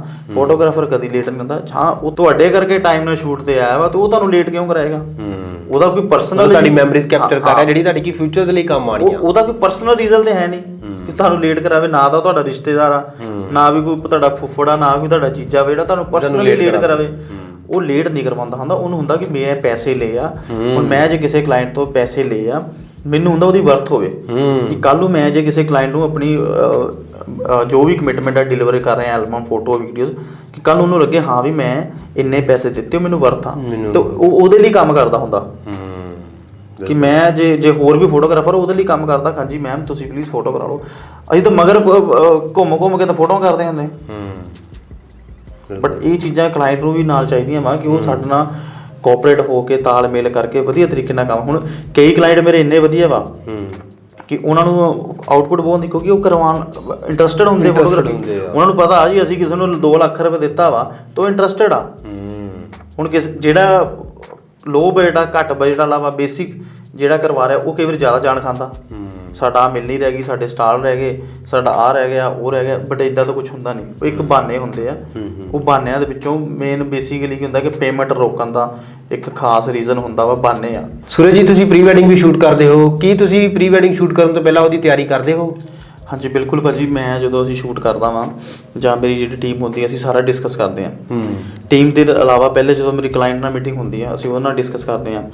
ਮੋਸਟਲੀ ਕੀ ਹੁੰਦਾ ਵਾ, ਅਸੀਂ ਕੋਸਟਿਊਮ ਡਿਸਾਈਡ ਕਰਦੇ ਹਾਂ ਕਿ ਤੁਹਾਡਾ ਆਹ ਕੋਸਟਿਊਮ ਹੋਊਗਾ। ਫਿਰ ਅਸੀਂ ਲੋਕੇਸ਼ਨ ਡਿਸਾਈਡ ਕਰਦੇ ਹਾਂ, ਜੇ ਅਸੀਂ ਮਿਊਜ਼ਿਕ, ਆਡੀਓ ਕਿਸ ਮਿਊਜ਼ਿਕ 'ਤੇ ਕੰਮ ਕਰਨਾ ਵਾ, ਇਹ ਸਾਰਾ ਅਸੀਂ ਪ੍ਰੀ ਪਲਾਨ ਕਰਦੇ ਹਾਂ। ਬਟ ਇਹ ਕਿਤੇ ਰੇਅਰ ਹੋ ਜਾਂਦਾ ਵਾ, ਹਾਂ ਵੀ ਕਈ ਵਾਰੀ ਨਹੀਂ ਟਾਈਮ ਹੋਇਆ ਜਾਂ ਕਲਾਇੰਟ ਨੂੰ ਟਾਈਮ ਘੱਟ ਆ, ਫਿਰ ਉਹ ਇਨਸਟੈਂਟ ਹੁੰਦਾ। ਫਿਰ ਅਸੀਂ ਕ੍ਰੀਏਟਿਵ ਹੁੰਦੇ ਹਾਂ। ਅਸੀਂ ਇਨਸਟੈਂਟ ਉਹ ਸਾਡੇ ਕੋਲ ਸ਼ਾਰਟ ਟਰਮ ਟਾਈਮ ਦੇ ਵਿੱਚ, ਸ਼ਾਰਟ ਟਰਮ ਦੇ ਵਿੱਚ ਅਸੀਂ ਕਿੱਦਾਂ ਕੰਮ ਕਰਨਾ। ਬਟ ਅਸੀਂ ਰੈਗੂਲਰਲੀ ਕੀ ਕਰਦੇ ਹਾਂ ਕਿ ਜਦੋਂ ਸੀਜ਼ਨ ਤੋਂ ਪਹਿਲਾਂ ਅਸੀਂ ਜੇ ਸਾਡੀਆਂ ਪ੍ਰੀ ਬੁਕਿੰਗ ਹੋ ਜਾਂਦੀਆਂ ਪਹਿਲੇ ਪ੍ਰੀ ਵੈਡਿੰਗ ਦੀਆਂ ਜਾਂ ਹੋਰ ਫੰਕਸ਼ਨ ਦੀਆਂ, ਅਸੀਂ ਉਹ ਪਹਿਲਾਂ ਪਲਾਨ ਕਰ ਲੈਂਦੇ ਹਾਂ। ਉਹਨਾਂ ਨੂੰ ਲੋਕੇਸ਼ਨ ਪੁੱਛਦੇ ਹਾਂ, ਬਜਟ ਦਿੰਦੇ ਹਾਂ, ਫਿਰ ਅਸੀਂ ਪਲਾਨ ਕਰਦੇ ਕਿ ਅਸੀਂ ਤੁਹਾਨੂੰ ਉਹਦੇ ਵਿੱਚ ਆਊਟਪੁੱਟ 'ਚ ਕੀ ਦੇਵਾਂਗੇ, ਜਾਂ 4K ਵੀਡੀਓਜ਼ ਦੇਣੀ ਆ, ਐਲਬਮ ਜਾਂ ਫੋਟੋਜ਼ ਜਾਂ ਜੋ ਵੀ ਉੱਥੇ ਤੁਹਾਡਾ ਫੋਟੋ ਦਾ ਸੈਟਅਪ ਲੱਗੇਗਾ ਐਂਟਰੀ ਦੇ ਉੱਤੇ, ਸਾਰਾ ਅਸੀਂ ਡਿਸਕਸ ਕਰਦੇ ਹਾਂ। ਮਤਲਬ ਪ੍ਰੀ ਪਲਾਨ ਸਾਡਾ ਇਹ ਹੁੰਦਾ ਕਿ ਅਸੀਂ ਕੋਸ਼ਿਸ਼ ਇਹ ਹੁੰਦੀ ਹੈ ਕਿ ਮੈਂ ਆਪਣੇ ਕੁਛ ਰੈਫਰੈਂਸ ਵੀਡੀਓ ਦੇਖਦਾ ਹੁੰਦਾ, ਪਰ ਉਹ ਐਜ਼ ਇੱਕ ਰੈਫਰੈਂਸ ਵੀਡੀਓ ਹੁੰਦੀ, ਸੇਮ ਐਜ਼ ਇਟ ਇਜ਼ ਉਹ ਕਾਪੀ ਨਹੀਂ ਹੋਗੀਆਂ। ਜੇ ਤੁਸੀਂ ਮੇਰੀ ਕੋਈ ਵੀ ਵੀਡੀਓ ਦੇਖੋਗੇ ਉਹ 'ਚ ਹਮੇਸ਼ਾ ਵੇਰੀਏਸ਼ਨਸ ਹੋਊਗੀ, ਅਲੱਗ-ਅਲੱਗ ਟਾਈਪ ਦੇ ਸ਼ਾਰਟਸ ਹੋਊਗੇ, ਕਿਉਂਕਿ ਕਈ ਵਾਰੀ ਕੀ ਹੁੰਦਾ ਇੱਕ ਜਗ੍ਹਾ 'ਤੇ ਅਸੀਂ ਸੇਮ ਸ਼ੂਟ ਨਹੀਂ ਕਰ ਸਕਦੇ। ਬਟ ਸਾਨੂੰ ਉਹਦੇ ਲਈ ਸਾਨੂੰ ਹਰ ਵਾਰੀ ਕੁਛ ਸ਼ਾਰਟਸ ਚੇਂਜ ਕਰਨੇ ਪੈਂਦੇ ਆ। ਕੁਛ ਫੀਲ ਵਾਲੇ ਸ਼ਾਰਟਸ ਜਿਹੜੇ ਹੁੰਦੇ ਉਹ ਆਲਮੋਸਟ ਸੇਮ ਹੋ ਜਾਂਦੇ ਆ। ਬਟ ਜੇ ਸਟਾਰਟਿੰਗ ਕਹਿ ਲਓ ਜਾਂ ਸੌਂਗ ਸਿਲੈਕਸ਼ਨ ਜਾਂ ਡਰੈਸਿੰਗ, ਉਹ ਅਸੀਂ ਡਿਫਰੈਂਟਸ ਦੇ ਵਿੱਚ ਕਰਦੇ ਹੁੰਦੇ ਥੋੜ੍ਹਾ ਥੋੜ੍ਹਾ। ਸੋ ਸੂਰਜ ਜੀ, ਤੁਹਾਡੇ ਫੇਵਰੇਟ ਇਕਵਿਪਮੈਂਟ ਕਿਹੜੇ ਨੇ? ਮੈਂ ਮੋਸਟਲੀ ਵੈਸੇ ਤਾਂ ਮੈਂ FX3 ਤੇ ਹੁਣ ਵੀਡੀਓਜ਼ ਕਰ ਰਿਹਾ ਸਿਨੇਮੈਟੋਗ੍ਰਾਫੀ ਸੋਨੀ ਦਾ। ਹਾਂ, ਸੋਨੀ FX3 ਤੇ ਮੈਂ ਸਿਨੇਮੈਟੋਗ੍ਰਾਫੀ ਕਰ ਰਿਹਾ। ਉਹਦੇ ਨਾਲ ਮੈਂ 85mm 35mm ਇਹ ਸਾਰੇ ਇਕਵਿਪਮੈਂਟਸ ਮੇਰੇ ਮਤਲਬ 85mm ਜਿਹੜਾ ਮੇਰਾ ਲੈਂਸ ਬਹੁਤ ਫੇਵਰਟ ਆ। ਉਹਦੇ 'ਤੇ ਮੈਨੂੰ ਅੱਛੀ ਸ਼ਾਰਪਨੈਸ ਮਿਲਦੀ ਹੈ, ਡੈਪਥ ਅੱਛੀ ਮਿਲਦੀ ਹੈ, ਬਲਰ ਮੋਡ ਜ਼ਿਆਦਾ ਮਿਲਦਾ ਵਾ, ਡੈਪਥ ਆਫ ਫੀਲਡ ਦੇ ਵਿੱਚ ਮੈਨੂੰ ਜ਼ਿਆਦਾ ਕੰਮ ਕਰ ਰਿਹਾ ਜੀ। ਸੂਰਜ ਜੀ, ਤੁਸੀਂ ਵਿਦੇਸ਼ਾਂ ਵਿੱਚ ਵੀ ਫੋਟੋਗ੍ਰਾਫੀ ਕਰਨ ਜਾਂਦੇ ਹੋ, ਉਹਦੇ ਬਾਰੇ ਸਾਨੂੰ ਦੱਸੋ। ਜੀ ਬਿਲਕੁਲ ਭਾਜੀ, ਮੈਂ ਰੀਸੈਂਟਲੀ ਮੇਰਾ ਇੱਕ ਫਰੈਂਡ ਆ ਫਗਵਾੜੇ ਤੋਂ, ਅਤੇ ਉਹਦੇ ਨਾਲ ਮੈਂ ਗਿਆ ਸੀਗਾ, ਅਤੇ ਉੱਥੇ ਵੀ ਜਿੱਦਾਂ ਮੈਨੂੰ ਬਹੁਤ ਸਿੱਖਣ ਨੂੰ ਮਿਲਿਆ ਨਾ। ਮੇਰਾ ਮਤਲਬ ਮੇਰਾ ਸੈਕਿੰਡ ਟੂਰ ਸੀਗਾ, ਪਰ ਉੱਥੇ ਅਸੀਂ 26 ਡੇਜ਼ ਦੇ ਲਈ ਗਏ ਸੀਗੇ, ਅਤੇ ਉਹਦੇ ਵਿੱਚ ਮੇਰਾ ਐਕਸਪੀਰੀਅੰਸ ਬਹੁਤ ਵਧੀਆ ਰਿਹਾ। ਮੈਨੂੰ ਸਿੱਖਣ ਨੂੰ ਮਿਲਿਆ ਕਿ ਤੁਸੀਂ ਪ੍ਰੋਫੈਸ਼ਨਲੀ ਮੋਡਲਸ ਨਾਲ ਕਿੱਦਾਂ ਕੰਮ ਕਰਦੇ ਹੋ। ਕਿਹੜੀ ਕੰਟਰੀ 'ਚ ਤੁਸੀਂ ਗਏ ਸੀ? ਮੈਂ ਦੁਬਈ ਗਿਆ ਸੀ ਭਾਜੀ। ਦੁਬਈ ਦੇ ਵਿੱਚ ਇੱਦਾਂ ਕਿ ਅਸੀਂ ਉੱਥੋਂ ਇੱਕ ਪ੍ਰੋਡਕਸ਼ਨ ਹਾਊਸ ਅਸੀਂ ਹਾਇਰ ਕੀਤਾ ਸੀਗਾ ਲੜਕੇ ਦਾ, ਉਹ ਵੀ ਮੁੰਡਾ ਆਪਣੇ ਲਿੰਕ 'ਚ ਹੀ ਸੀਗਾ, ਅਤੇ ਉਹਦੇ ਨਾਲ ਸਾਰਾ ਅਸੀਂ ਜਿੱਦਾਂ ਸ਼ੂਟ ਕਰਦੇ ਸੀਗੇ, ਕਿਹੜੀ ਲੋਕੇਸ਼ਨ 'ਤੇ ਜਾਣਾ, ਕਿਉਂਕਿ ਲੋਕਲ ਬੰਦੇ ਨੂੰ ਜ਼ਿਆਦਾ ਪਤਾ ਹੁੰਦਾ। ਫਿਰ ਉਹ ਵੀ ਐਕਸਪੀਰੀਅੰਸ ਮੇਰੇ ਲਈ ਇੱਦਾਂ ਵਧੀਆ ਰਿਹਾ ਕਿ ਲਾਈਕ ਨਵੀਂ ਲੋਕੇਸ਼ਨਸ ਦੇਖਣੀਆਂ। ਆਲਮੋਸਟ ਦੁਬਈ ਸਾਰਾ ਕਵਰ ਕੀਤਾ ਹੈ ਨਾ। ਫਿਰ ਮੋਡਲਸ ਦੇ ਨਾਲ ਕੰਮ ਕਰਨਾ, ਜਾਂ ਪ੍ਰੋਫੈਸ਼ਨਲੀ ਟੀਮਸ ਦੇ ਨਾਲ ਕੰਮ ਕਰਨਾ, ਜਾਂ ਮੇਕਅਪ ਆਰਟਿਸਟ ਨਾਲ ਸੀਗੇ, ਜਾਂ ਕੁਛ ਵੀ ਜਿੰਨੇ ਵੀ ਸਾਡੇ ਟੀਮ ਮੈਂਬਰ ਸੀਗੇ। ਇੱਕ ਲੜਕਾ ਹੋਰ ਵੀ ਸੀ DOP, ਉਹਦੇ ਨਾਲ ਵੀ ਅਸੀਂ ਮਤਲਬ ਮੈਨੂੰ ਉਹ ਤੋਂ ਵੀ ਸਿੱਖਣ ਨੂੰ ਮਿਲਿਆ। ਉਹ ਸਾਰੀ ਚੀਜ਼ਾਂ ਜਦੋਂ ਤੁਸੀਂ ਇੰਟਰਨੈਸ਼ਨਲ ਟੂਰ ਦੇ ਵਿੱਚ ਜਾਂਦੇ ਹੋ ਤਾਂ ਸਾਰੀ ਚੀਜ਼ਾਂ ਤੁਹਾਨੂੰ ਸਿੱਖਣ ਨੂੰ ਮਿਲਦੀਆਂ। ਫਿਰ ਤੁਹਾਨੂੰ ਪਤਾ ਲੱਗਦਾ ਕਿ ਅਸੀਂ ਕਿਸ ਲੋਕੇਸ਼ਨ 'ਤੇ ਪ੍ਰੋਪਰਲੀ ਸ਼ੂਟ ਕਰ ਸਕਦੇ ਹਾਂ। ਪਰਮਿਸ਼ਨਸ ਲੈਣੀ ਪੈਂਦੀਆਂ ਵਾ, ਕਈ ਬਾਹਰ ਕੰਟਰੀ ਦੇ ਵਿੱਚ ਤੁਸੀਂ ਇੱਥੇ ਕੈਮਰਾ ਅਲਾਉਡ ਨਹੀਂ ਹੁੰਦਾ, ਪਰਮਿਸ਼ਨਸ ਲੈਣੀ ਪੈਂਦੀਆਂ। ਮਤਲਬ ਬਹੁਤ ਸਾਰੇ ਇੱਦਾਂ ਦੇ ਰੀਜ਼ਨਸ ਹੁੰਦੇ ਜਿਹਦੇ ਸਾਨੂੰ ਵੀ ਪ੍ਰੋਫੈਸ਼ਨਲੀ ਸਟਰੋਂਗ ਕਰਦੀਆਂ। ਫਿਰ ਕਈ ਜਗ੍ਹਾ 'ਤੇ ਇੱਦਾਂ ਸੀ ਅਸੀਂ ਲਾਈਟ ਯੂਜ਼ ਨਹੀਂ ਕਰ ਸਕਦੇ ਸੀ, ਆਫ ਲਾਈਟ ਕੰਮ ਕਰਨਾ, ਜਾਂ ਫਿਰ ਕਈ ਵਾਰੀ ਅਸੀਂ ਗਿੰਬਲ ਨਹੀਂ ਯੂਜ਼ ਕਰਦੇ, ਹੈਂਡ ਹਿਲਡ ਕੈਮਰਾ ਯੂਜ਼ ਕਰਨਾ। ਉਹ ਵੀ ਸਾਰੇ ਸਾਨੂੰ ਸਕਿੱਲਸ ਲਈ ਇੰਪਰੂਵ ਕੀਤੀਆਂ। ਫਿਰ ਅਸੀਂ ਕੁਛ ਰੀਲਸ ਬਣਾਉਣੀਆਂ, ਪੋਸਟਰ ਸ਼ੂਟ ਕਰਨੇ। ਫਿਰ ਅਸੀਂ ਉੱਥੇ ਵੀ ਇੱਕ ਸਟੂਡੀਓ ਸੈਟਅਪ ਲਿਆ। ਉਹ ਮੈਨੂੰ ਦੇਖਣ ਨੂੰ ਮੌਕਾ ਮਿਲਿਆ ਕਿ ਬਾਹਰ ਦੇ ਸਟੂਡੀਓ ਸੈਟਅਪਸ ਕਿੱਦਾਂ ਦੇ ਹੁੰਦੇ ਆ, ਉੱਥੇ ਲਾਈਟਿੰਗ ਕਿੱਦਾਂ ਯੂਜ਼ ਕਰਦੇ ਆ, ਲਾਈਟਿੰਗ ਕਿੱਦਾਂ ਦਿੰਦੇ ਆ। ਉਹ ਤੁਹਾਨੂੰ ਇੱਕ ਗੈਫਰ ਦਿੰਦੇ ਆ, ਅਸਿਸਟੈਂਟ ਦਿੰਦੇ ਆ ਜਿਹੜਾ ਤੁਹਾਨੂੰ ਲਾਈਟ ਸੈਟਅਪ ਕਰਕੇ ਦਿੰਦਾ ਵਾ। ਅਤੇ ਉਹ ਬਾਹਰ ਦੇ ਇਹ ਹੈ ਕਿ ਚਲੋ ਇੰਟਰਨੈਸ਼ਨਲ ਟੂਰ ਦੇ ਨਾਲ ਇੱਕ ਤਾਂ ਆਪਣੇ ਸਕਿੱਲਸ ਇੰਪਰੂਵ ਹੁੰਦੇ ਆ, ਫਿਰ ਬੰਦੇ ਦੀ ਨੌਲੇਜ ਵੀ ਵੱਧਦੀ ਆ, ਅਤੇ ਉਹ ਸਾਰੀ ਚੀਜ਼ਾਂ ਮੈਨੂੰ ਬਹੁਤ ਸਿੱਖਣ ਨੂੰ ਮਿਲੀਆਂ। ਕੀ ਆਈਫੋਨ ਫੋਟੋਗ੍ਰਾਫਰ ਲਈ ਜ਼ਰੂਰੀ ਹੈ? ਅਗਰ ਹੈ ਤਾਂ ਕਿਉਂ? ਦੇਖੋ ਭਾਜੀ, ਉਹਦੇ 'ਤੇ ਸਾਡੀ ਰਿਕੁਆਇਰਮੈਂਟਸ ਹੁੰਦੀਆਂ ਵਾ ਜੋ ਅਸੀਂ ਕੈਮਰੇ 'ਤੇ ਸ਼ੂਟ ਕਰ ਰਹੇ ਹਾਂ। ਕਈ ਵਾਰੀ ਕੀ ਹੁੰਦਾ, ਆਈਫੋਨ ਦੇ ਵਿੱਚ ਸਾਨੂੰ ਸੈਟਿੰਗਸ ਮਿਲਦੀਆਂ ਵਾ, ਅਦਰ ਫੋਨਸ ਦੇ ਵਿੱਚ ਵੀ ਅਸੀਂ ਯੂਜ਼ ਕਰ ਸਕਦੇ। ਕਈ ਵਾਰੀ ਕੀ ਹੁੰਦਾ, ਸਾਨੂੰ ਲੋਕੇਸ਼ਨਸ ਦੇ ਵਿੱਚ ਕੈਮਰਾ ਅਲਾਉਡ ਨਹੀਂ ਕਰਦੇ। ਫਿਰ ਅਸੀਂ ਕੀ ਹੁੰਦਾ, ਸਾਡੇ ਕੋਲ ਜੇ ਅੱਛਾ ਮੋਬਾਈਲ ਆ, ਇੱਕ ਅੱਛਾ ਮੋਬਾਈਲ ਜਦੋਂ ਤੁਸੀਂ ਯੂਜ਼ ਕਰ ਰਹੇ ਹੋ ਤਾਂ ਉਹਦੇ ਨਾਲ ਕੀ ਹੈ ਕਿ ਤੁਹਾਡੀ ਆਊਟਪੁੱਟ ਇੱਕ ਵਧੀਆ ਮਿਲ ਜਾਏਗੀ। ਹੁਣ ਅਸੀਂ ਮੰਨ ਲਓ 1-2 ਲੋਕੇਸ਼ਨ 'ਤੇ ਅਸੀਂ ਗਏ, ਉੱਥੇ ਸਾਨੂੰ ਅੰਦਰ ਦੁਬਈ ਬੁਰਜ ਖਲੀਫੇ ਦੇ ਲਾਗੇ ਸਾਨੂੰ ਅੰਦਰ ਉੱਥੇ ਸ਼ੂਟ ਨਹੀਂ ਕਰ ਦਿੱਤਾ, ਕਿਉਂਕਿ ਉੱਦਾਂ ਸ਼ੂਟ ਕਰ ਸਕਦੇ ਸੀਗੇ ਤੁਸੀਂ, ਬਟ ਐਜ਼ ਜਦੋਂ ਗਿੰਬਲ ਦੇਖਦੇ ਆ ਫਿਰ ਸਾਨੂੰ ਸੀਗਾ ਕਿ ਉਹ ਕੈਮਰੇ ਨੂੰ ਵੀ ਰੋਕਦੇ ਸੀਗੇ, ਕਿਉਂਕਿ ਕਈ ਜਿੱਦਾਂ ਕਈ ਕੌਫੀ ਸ਼ਾਪ ਸੀਗੇ, ਜਾਂ ਜਿਹੜੇ ਉਹਨਾਂ ਦੇ ਬਾਹਰ ਜਿਹੜੇ ਉਹਨਾਂ ਦੇ ਸੀਗੇ ਸਟਾਲ ਵਗੈਰਾ ਸੀਗੇ ਕੁਛ, ਉਹ ਜਿਹੜੇ ਕੁਛ ਬ੍ਰਾਂਡ ਦੇ, ਉਹ ਸਾਨੂੰ ਅਲਾਉਡ ਨਹੀਂ ਕਰ ਰਹੇ ਸੀ। ਤਾਂ ਫਿਰ ਅਸੀਂ ਕੀਤਾ ਕਿ ਅਸੀਂ ਮੋਬਾਈਲ ਦੇ ਵਿੱਚ ਸ਼ੂਟ ਕੀਤਾ, ਕਿਉਂਕਿ ਉਹਦੇ ਵਿੱਚ ਕੀ ਜੇ ਸਾਡੇ ਕੋਲ ਅੱਛਾ ਇਕਵਿਪਮੈਂਟਸ ਹੈ, ਲਾਈਕ ਜੇ ਅਸੀਂ ਅੱਛਾ ਮੋਬਾਈਲ ਯੂਜ਼ ਕਰ ਰਹੇ ਹਾਂ ਤਾਂ ਮੋਬਾਈਲ ਦੇ ਵਿੱਚ ਵੀ ਆਪਣੀ ਵਧੀਆ ਫੋਟੋਗ੍ਰਾਫੀ ਵੀਡੀਓਗ੍ਰਾਫੀ ਹੋ ਸਕਦੀ ਹੈ। ਉਹ ਰਿਕੁਆਇਰਮੈਂਟ ਆਪਣੇ ਡਿਪੈਂਡ ਕਰਦਾ ਕਿ ਤੁਹਾਡੀ ਕੀ ਰਿਕੁਆਇਰਮੈਂਟ ਆ। ਇੱਕ ਅੱਛੇ ਆਈਫੋਨ ਦੇ ਵਿੱਚ ਅੱਛੀ ਵੀਡੀਓ ਤੁਸੀਂ ਬਣਾ ਸਕਦੇ ਹੋ, ਅਗਰ ਤੁਹਾਨੂੰ ਨੌਲੇਜ ਹੈ ਤਾਂ। ਹਾਂ, ਨੌਲੇਜ ਹੈ ਤੁਹਾਡੇ ਹੋਈ ਨਾ, ਬੇਸਿਕਸ ਤੁਹਾਡੇ ਕਲੀਅਰ ਹੋਣੇ ਚਾਹੀਦੇ ਆ। ਜੇ ਤੁਹਾਡਾ ਬੇਸਿਕ ਫੰਡਾਮੈਂਟਲ ਸਾਡੀ ਜਿਹੜੀ ਬੇਸਿਕ ਸੈਟਿੰਗਸ ਹੈਗੀਆਂ ਵਾ ਉਹ ਸਾਰੀਆਂ ਤੁਹਾਡੀਆਂ ਕਲੀਅਰ ਹੋਣ ਅਤੇ ਫਿਰ ਤੁਸੀਂ ਉਹਦੇ 'ਤੇ ਆਪਾਂ ਕੰਮ ਕਰ ਸਕਦੇ। ਇੱਕ ਅੱਛੇ ਫੋਨ 'ਚ ਵੀ ਅੱਛੀ ਵੀਡੀਓ ਤੁਸੀਂ ਬਣਾ ਸਕਦੇ ਹੋ। ਸੋ ਸੂਰਜ ਜੀ, ਮੈਂ ਸੁਣਿਆ ਕਿ ਵੈਡਿੰਗ ਲਾਈਨ ਦੇ ਵਿੱਚ ਬਹੁਤ ਸਾਰੇ ਫੋਟੋਗ੍ਰਾਫਰ ਦੀ ਪੇਮੈਂਟਾਂ ਮਰ ਜਾਂਦੀਆਂ ਨੇ, ਕੀ ਤੁਹਾਡੇ ਨਾਲ ਵੀ ਕਦੀ ਇੱਦਾਂ ਦਾ ਕੁਝ ਹੋਇਆ? ਇੱਦਾਂ ਦਾ ਕਾਫੀ ਚੀਜ਼ਾਂ ਹੋਈਆਂ ਵਾ। ਚਲੋ ਕੀ ਕਿਸੇ ਦਾ ਕੀ ਨਾਮ ਲੈਣਾ ਕਲਾਇੰਟ ਦਾ ਜਾਂ ਕੁਛ, ਬਟ ਹਾਂ ਮੋਸਟਲੀ ਪੇਮੈਂਟ ਰੁਕ ਜਾਂਦੀ ਆ। ਕਈ ਵਾਰੀ ਮਰ ਵੀ ਗਏ ਪੈਸੇ, ਕਈ ਵਾਰੀ ਕਲਾਇੰਟ ਨੇ 10 ਵਾਰੀ ਫੋਨ ਕੀਤੇ, ਚੱਕੇ ਹੀ ਨਹੀਂ, ਆਪਣੀ ਪ੍ਰੋਬਲਮਸ ਦੱਸ ਰਹੇ ਆ। ਹੁਣ ਤੁਸੀਂ ਸਾਨੂੰ ਆਪਣੀਆਂ ਪ੍ਰੋਬਲਮ ਦੱਸ ਰਹੇ ਹੋ ਨਾ, ਸਾਡੀ ਵੀ ਤਾਂ ਸੇਮ ਪ੍ਰੋਬਲਮ ਹੋ ਸਕਦੀਆਂ ਵਾ, ਸਾਡੇ ਵੀ ਘਰ ਚੱਲਣੇ ਆ, ਸਾਡੇ ਵੀ ਘਰ ਦੇ ਵਿੱਚ 100 ਪ੍ਰੋਬਲਮਸ ਹੁੰਦੀਆਂ ਵਾ, ਮਤਲਬ ਪਰ ਸਾਨੂੰ ਜਿੰਨੀ ਮਰਜ਼ੀ ਪ੍ਰੋਬਲਮ ਹੋਵੇ ਸਾਨੂੰ ਚਿਹਰੇ 'ਤੇ ਸਮਾਈਲ ਰੱਖ ਕੇ ਉਹਨਾਂ ਨੂੰ ਕਹਿਣਾ ਪੈਂਦਾ, ਪਲੀਜ਼ ਸਮਾਈਲ ਕਰਕੇ ਨਾ ਫੋਟੋ ਕਰਾਓ, ਸਮਾਈਲ ਪਲੀਜ਼। ਬਟ ਇਹ ਹੈ ਕਿ ਕਲਾਇੰਟ ਨੂੰ ਵੀ ਇਹ ਚੀਜ਼ਾਂ ਦੇਖਣੀਆਂ ਕਿ ਜੇ ਤੁਸੀਂ ਇੰਨਾ ਪੇ ਨਹੀਂ ਕਰ ਸਕਦੇ, ਤੁਸੀਂ ਇੱਕ ਬਜਟ ਦੇ ਹਿਸਾਬ ਨਾਲ ਚੱਲੋ। ਕਿ ਜੇ ਮੈਂ ਮੰਨ ਲਓ ਤੁਸੀਂ ਇੰਨਾ ਹਾਈ ਪ੍ਰੋਫਾਈਲ ਫੋਟੋਗ੍ਰਾਫਰ ਤੁਸੀਂ ਹਾਇਰ ਕਰ ਰਹੇ ਹੋ, ਤੁਹਾਡਾ ਬਜਟ ਨਹੀਂ ਹੈ, ਤੁਸੀਂ ਨਾ ਕਰਾਓ, ਪਰ ਅਗਲੇ ਦਾ ਸਿਸਟਮ ਨਾ ਖਰਾਬ ਕਰੋ। ਹੁਣ ਕੀ ਕਰਦੇ ਕਿ ਸਾਰਿਆਂ ਦੀ ਪੇਮੈਂਟ ਹੋ ਜਾਂਦੀ ਹੈ ਜੀ, ਜੋ ਵੀ ਸਾਡੇ ਰਿਚੁਅਲਸ ਹੁੰਦੇ ਆ, ਚਾਹੇ ਪੰਡਿਤ ਆ, ਚਾਹੇ ਉਹ ਕੋਈ ਡੈਕੋਰ ਵਾਲਾ ਵਾ ਜਾਂ ਜੋ ਵੀ ਹੈ ਨਾ, ਫੂਡ ਦਾ ਸੈਟਅਪ ਲਾ ਰਿਹਾ ਕੋਈ, ਹਰ ਕੋਈ ਜੋ ਵੀ ਕਰ ਰਿਹਾ, ਹਰ ਇੱਕ ਦੀ ਪੇਮੈਂਟ ਕਲੀਅਰ ਹੋ ਰਹੀ ਹੈ, ਹੋਟਲ ਵਾਲੇ ਦੀ ਹੋ ਰਹੀ ਆ, ਹੈ ਨਾ। ਬਟ ਸਾਨੂੰ ਰੋਕ ਦਿੱਤਾ ਜਾਂਦਾ ਵਾ। ਹਾਂਜੀ, ਸਾਨੂੰ ਸਭ ਤੋਂ ਪਹਿਲਾਂ ਤੇ ਸਭ ਤੋਂ ਲਾਸਟ 'ਚ ਸਾਨੂੰ ਬੁਲਾਇਆ ਜਾਂਦਾ। ਹਲੇ ਹਰ ਕੋਈ ਦੀ ਪਰਟੀਕੂਲਰ ਜੋਬ ਆ, ਟਾਈਮ ਟੂ ਟਾਈਮ ਤੇ ਪਰ ਸਾਡੀ ਪੇਮੈਂਟ ਰੋਕ ਦਿੱਤੀ ਜਾਂਦੀ ਹੈ। ਪਰ ਅਸੀਂ ਬੜੇ ਹੰਬਲ ਹੁੰਦੇ ਕਿ ਹਾਂ ਜੀ ਅਸੀਂ ਇਹਨਾਂ ਨਾਲ ਬਹਿਸ ਨਹੀਂ ਕਰ ਸਕਦੇ, ਅਸੀਂ ਇਹਨਾਂ ਨੂੰ ਕੁਝ ਕਹਿ ਨਹੀਂ ਸਕਦੇ, ਕਿਉਂਕਿ ਸਾਨੂੰ ਡਰ ਹੁੰਦਾ ਕਿ ਸਾਡੇ ਪੈਸੇ ਨਾ ਮਰ ਜਾਣ। ਬਟ ਇਹ ਹੁੰਦਾ ਕਿ ਸਾਨੂੰ ਹੁੰਦਾ ਕਿ ਅਸੀਂ ਵੀ ਪ੍ਰੋਫੈਸ਼ਨਲੀ ਚੱਲੀਏ। ਅਸੀਂ ਹੁਣ ਪਹਿਲੇ ਹੀ ਕਲੀਅਰ ਕਰਦੇ ਕਿ ਸਾਨੂੰ 80% ਪੇਮੈਂਟ ਚਾਹੀਦੀ ਹੈ, ਨਹੀਂ ਤਾਂ ਅਸੀਂ ਸ਼ੂਟ 'ਤੇ ਨਹੀਂ ਆਵਾਂਗੇ। ਜੇ ਨਹੀਂ ਸ਼ੂਟ 'ਤੇ ਆਵਾਂਗੇ, ਹਾਂਜੀ, ਅਸੀਂ ਤੁਹਾਨੂੰ ਡਾਟਾ ਨਹੀਂ ਸੀ ਡਿਲੀਵਰ ਕਰਾਂਗੇ।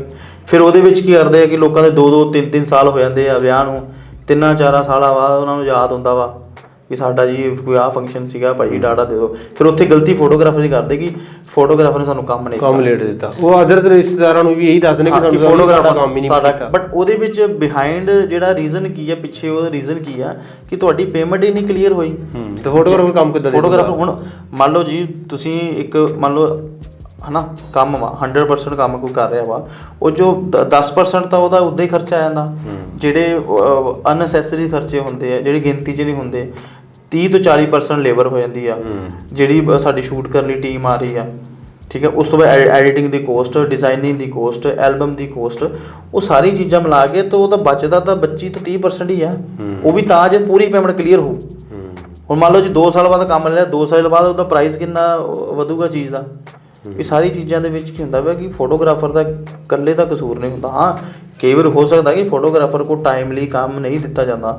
ਹੁਣ ਮੈਂ ਮੋਸਟਲੀ ਕੀ ਕਰਦਾ, ਨਵੰਬਰ ਦਸੰਬਰ ਦੇ ਵਿੱਚ ਮੈਂ ਕਸਟਮਰ ਨੂੰ ਮੋਸਟਲੀ ਮਨਾ ਕਰ ਦਿੰਦਾ ਕਿ ਨਵੰਬਰ ਦਸੰਬਰ ਤੁਹਾਨੂੰ ਡਿਲੀਵਰੀ ਨਹੀਂ ਹੋਊਗੀ ਜੇ ਅਸੀਂ ਬਿਜ਼ੀ ਹਾਂ ਬਹੁਤ ਜ਼ਿਆਦਾ। ਨਹੀਂ ਤਾਂ ਆਲਮੋਸਟ ਅਸੀਂ ਜੇ ਟਾਈਮ ਲੈ ਲਈਦਾ ਕਿ ਹਾਂ ਵੀ ਤੁਹਾਨੂੰ ਮਹੀਨੇ ਦੇ ਵਿੱਚ ਜਾਂ 20 ਦਿਨ ਵਿੱਚ, ਜਿਨ੍ਹਾਂ ਨੇ ਬਾਹਰ NRI ਹੁੰਦੇ ਆ, NRI ਵੈਡਿੰਗਸ ਕਰਦੇ, ਉਹਨਾਂ ਨੂੰ ਅਸੀਂ ਟਾਈਮ ਲੈ ਦਿੱਤਾ, ਠੀਕ ਹੈ ਤੁਹਾਡਾ ਇੰਨੇ ਦਿਨ ਨੂੰ ਪਰਟੀਕੂਲਰ ਅਸੀਂ ਤੁਹਾਡਾ ਕੰਮ ਇਹਨੂੰ ਰੈਡੀ ਕਰਾਂਗੇ। ਪਰ ਜੇ ਸਾਨੂੰ ਪੈਸੇ ਹੀ ਨਹੀਂ ਦਊਗੇ ਅਸੀਂ ਕਿੱਦਾਂ ਕੰਮ ਕਰਾਂਗੇ? ਮੇਨ ਹੈ ਕਿ ਪੇਮੈਂਟ ਕਲੀਅਰ ਹੋਣੀ ਬਹੁਤ ਜ਼ਰੂਰੀ ਹੈ। ਬਿਕੋਜ਼ ਅਸੀਂ ਵੀ ਐਲਬਮ ਡਿਜ਼ਾਈਨ ਕਰਾਉਣੀ ਹੁੰਦੀ ਆ, ਜਾਂ ਐਲਬਮ ਪ੍ਰਿੰਟ ਕਰਾਉਣੀ ਹੁੰਦੀ ਆ, ਜਾਂ ਫਿਰ ਅਸੀਂ ਵੀਡੀਓ ਐਡੀਟਿੰਗ ਕਰਾਉਣੀ ਹੁੰਦੀ ਆ, ਐਡੀਟਰ ਨੂੰ ਅੱਗੇ ਪੈਸੇ ਦੇਣੇ ਹੁੰਦੇ ਆ। ਜੇ ਅਸੀਂ ਆਪ ਕੰਮ ਕਰਦੇ ਆ, ਹੁਣ ਟੀਮ ਆ, ਲੜਕੇ ਕੋਈ ਸੈਲਰੀ ਤੇ ਰੱਖੇ ਆ, ਫਿਰ ਸੋਸ਼ਲ ਮੀਡੀਆ 'ਤੇ ਸਾਨੂੰ ਪ੍ਰਮੋਸ਼ਨਸ ਕਰਨੀ ਪੈਂਦੀਆਂ ਵਾ, ਹਰ ਚੀਜ਼ ਤੇ ਇੱਕ ਪਰਸੈਂਟੇਜ ਹੁੰਦੀ ਆ। ਉਹ ਸਿਸਟਮ ਸਾਰਾ ਹਿਲ ਜਾਂਦਾ ਜਦੋਂ ਤੁਹਾਨੂੰ ਪੇਮੈਂਟ ਹੀ ਨਹੀਂ ਮਿਲੂਗੀ। ਸਿਸਟਮ ਹਿਲ ਜਾਣਾ ਸਾਰਾ, ਫਿਰ ਕਸਟਮਰ ਦਾ ਕੰਮ ਤੁਹਾਡੀ ਹਾਰਡ ਡਿਸਕ ਭਰੀ ਰਹਿੰਦੀ ਆ। ਹਾਂ, ਉਹ ਸਾਡੇ ਕੋਲ ਕੀ ਬਚਦਾ ਵਾ? ਡੇਟਾ ਬਚਦਾ। ਸੀਜ਼ਨ ਦੇ ਵਿੱਚ ਅਸੀਂ ਫੋਟੋਗ੍ਰਾਫਰਾਂ ਨੂੰ ਜਿਹੜੇ ਬਾਹਰ ਟੀਮ ਹਾਇਰ ਕਰਦੇ ਆ, ਸਿਨੇਮੈਟੋਗ੍ਰਾਫਰ ਜਾਂ ਕੈਂਡੀਡੇਟ ਵਾਲੇ, ਉਹ ਪੇਮੈਂਟਾਂ ਲੈ ਲੈਂਦੇ। ਆਫ ਸੀਜ਼ਨ ਅਸੀਂ ਲੈਬਾਂ ਵਾਲਿਆਂ ਨੂੰ ਪੈਸੇ ਦਿੰਦੇ ਰਹਿੰਦੇ, ਪ੍ਰਿੰਟ ਕਰਾਓ। ਸਾਨੂੰ ਕੀ ਬਚਣਾ? ਕੁਛ ਵੀ ਨਹੀਂ। ਸੁਰਜ ਜੀ, ਤੁਸੀਂ ਬਿਨਾਂ ਐਡਵਾਂਸ ਲਈ ਫੰਕਸ਼ਨ ਬੁੱਕ ਕਰ ਲੈਂਦੇ ਹੋ? ਨਹੀਂ, ਮੈਂ ਨਹੀਂ ਇੱਦਾਂ ਕਰਦਾ। ਮੈਂ ਇੱਕ ਮੇਰਾ ਕਲਾਇੰਟ ਸੀਗਾ ਅਤੇ ਮੈਂ ਉਹਨਾਂ ਨੇ ਮੈਨੂੰ ਕਿਹਾ ਕਿ ਤੁਸੀਂ ਇੱਦਾਂ ਦਾ ਕੰਮ ਕਰ ਦਿਓ। ਮੈਂ ਕਿਹਾ ਹੋ ਜਾਊਗਾ ਸਰ। ਮੈਂ ਕਿਹਾ ਤੁਸੀਂ ਇੰਨੇ ਪੇਮੈਂਟ ਕਰ ਦਿਓ। ਕਹਿੰਦੇ ਤੁਸੀਂ ਸ਼ੂਟ 'ਤੇ ਆ ਜਾਓ। ਅਤੇ ਮੈਂ ਕਿਹਾ ਸਰ ਇੱਦਾਂ ਨਹੀਂ ਹੋ ਸਕਦਾ। ਮੈਂ ਫਿਰ ਕੈਂਸਲ ਕਰਤਾ ਫੰਕਸ਼ਨ। ਮੈਂ ਨਹੀਂ ਉਹ ਸ਼ੂਟ 'ਤੇ ਗਿਆ। ਉਹਨਾਂ ਨੇ ਕਿਸੇ ਹੋਰ ਫੋਟੋਗ੍ਰਾਫਰ ਤੋਂ ਕਰਵਾ ਲਿਆ ਸੀਗਾ। ਬਟ ਠੀਕ ਹੈ, ਬਟ ਜਿਹੜਾ ਮੈਨੂੰ ਪਹਿਲੇ ਹੀ ਪੇਮੈਂਟ ਨਹੀਂ ਦੇ ਰਿਹਾ, ਮੈਂ ਮਤਲਬ ਅਸੀਂ ਪੈਸੇ ਲਈ ਨਹੀਂ ਕੰਮ ਕਰਦੇ। ਮੈਂ ਉਹੀ ਕਹਿ ਰਿਹਾ ਕਿ ਅਸੀਂ ਇੱਕ ਆਰਟਿਸਟ ਹਾਂ, ਪੈਸਾ ਤਾਂ ਕਮਾ ਰਹੇ ਹਾਂ ਅਸੀਂ, ਠੀਕ ਹੈ, ਉਹ ਸਾਡਾ ਬਿਜ਼ਨਸ ਆ। ਪਰ ਪਹਿਲੇ ਜੋ ਅਸੀਂ ਜਿਸ ਜਨੂੰਨ ਅਸੀਂ ਕੰਮ ਕਰਦੇ ਸੀਗੇ ਜਾਂ ਜਿਸ ਸ਼ੌਂਕ ਲਈ ਅਸੀਂ ਕੰਮ ਕਰ ਰਹੇ ਸੀ, ਉਦੋਂ ਸਾਡੇ ਲਈ ਪੈਸਾ ਮੈਟਰ ਨਹੀਂ ਸੀ। ਉਹ ਸਾਡੇ ਲਈ ਸ਼ੌਂਕ ਸੀਗਾ, ਪੈਸ਼ਨੇਟ ਸੀਗੇ ਅਸੀਂ। ਹੁਣ ਬਿਜ਼ਨਸ ਦੇ ਵਿੱਚ ਡਾਈਵਰਟ ਹੋ ਰਹੇ ਹੌਲੀ ਹੌਲੀ ਕਿ ਇਹ ਬਿਜ਼ਨਸ ਸਕਿੱਲਸ ਵੱਲ ਜ਼ਿਆਦਾ ਹੋ ਗਿਆ। ਬਟ ਸਕਿੱਲਸ ਦੇ ਨਾਲ ਬਿਜ਼ਨਸ ਵੀ ਹੋ ਗਿਆ। ਬਟ ਜੇ ਸਾਨੂੰ ਪੇਮੈਂਟ ਹੀ ਨਹੀਂ ਆਊਗੀ ਅਸੀਂ ਕਿੱਦਾਂ ਕੰਮ ਕਰਾਂਗੇ? ਸਾਡੇ ਇਕਵਿਪਮੈਂਟਸ ਇੰਨੇ ਮਹਿੰਗੇ ਆ। ਹੁਣ ਇੱਕ ਮੈਂ ਰੀਸੈਂਟਲੀ ਸ਼ੂਟ 'ਤੇ ਗਿਆ ਕਿਤੇ, ਉੱਥੇ ਮੈਨੂੰ ਕਹਿ ਰਹੇ ਕਿ ਸਰ ਤੁਸੀਂ ਨਾ ਤੁਹਾਡਾ ਕੰਪਲੀਮੈਂਟਰੀ ਸ਼ੂਟ ਕਰ ਦਿਓ। मैं उन्होंने मना करता। मैं कहा मैं कॉम्प्लीमेंट्री शूट नहीं करना।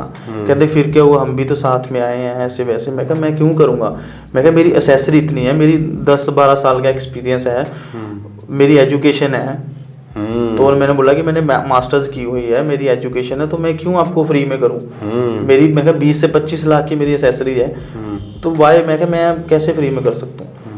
मना करता। मैं नहीं किया। वो गुस्सा करके मेरे वारी ਲੱਖ ਵਾਰੀ ਗੁੱਸਾ ਕਰ, ਪਰ ਮੈਂ ਫ੍ਰੀ 'ਚ ਕਿਉਂ ਕੰਮ ਕਰਾਂ ਭਾਜੀ? ਹੁਣ ਮੈਂ ਕਿਸੇ ਕੋਈ ਕੈਮਰਾ ਲੈ ਰਿਹਾ ਵਾਂ, ਮੈਨੂੰ ਫ੍ਰੀ ਥੋੜੀ ਦੇ ਰਿਹਾ ਕੋਈ, ਜਾਂ ਮੈਂ ਟੀਮ ਨੂੰ ਪੈਸੇ ਦੇ ਰਿਹਾ।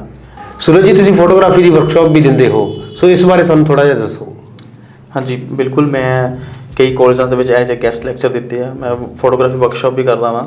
ਉਹਦੇ ਵਿੱਚ ਅਸੀਂ ਬੇਸਿਕਸ ਜਿਹੜੇ ਸਟੂਡੈਂਟਸ ਹੁੰਦੇ ਆ, ਬੇਸਿਕਸ ਉਹਨਾਂ ਦੇ ਕਲੀਅਰ ਕਰਦੇ ਜਿਹੜੇ ਨਵੇਂ ਸਟੂਡੈਂਟਸ ਹੁੰਦੇ ਆ। ਫਿਰ ਕਈ ਫੋਟੋਗ੍ਰਾਫਰਸ ਨੇ ਵੀ ਮੇਰੀ ਫੋਟੋਗ੍ਰਾਫੀ ਵਰਕਸ਼ਾਪ ਅਟੈਂਡ ਕੀਤੀ ਆ। ਉਹਦੇ ਵਿੱਚ ਥੋੜ੍ਹਾ ਜਿਹਾ ਅਸੀਂ ਐਡਵਾਂਸ ਦੱਸ ਦਿੰਦੇ ਹਾਂ।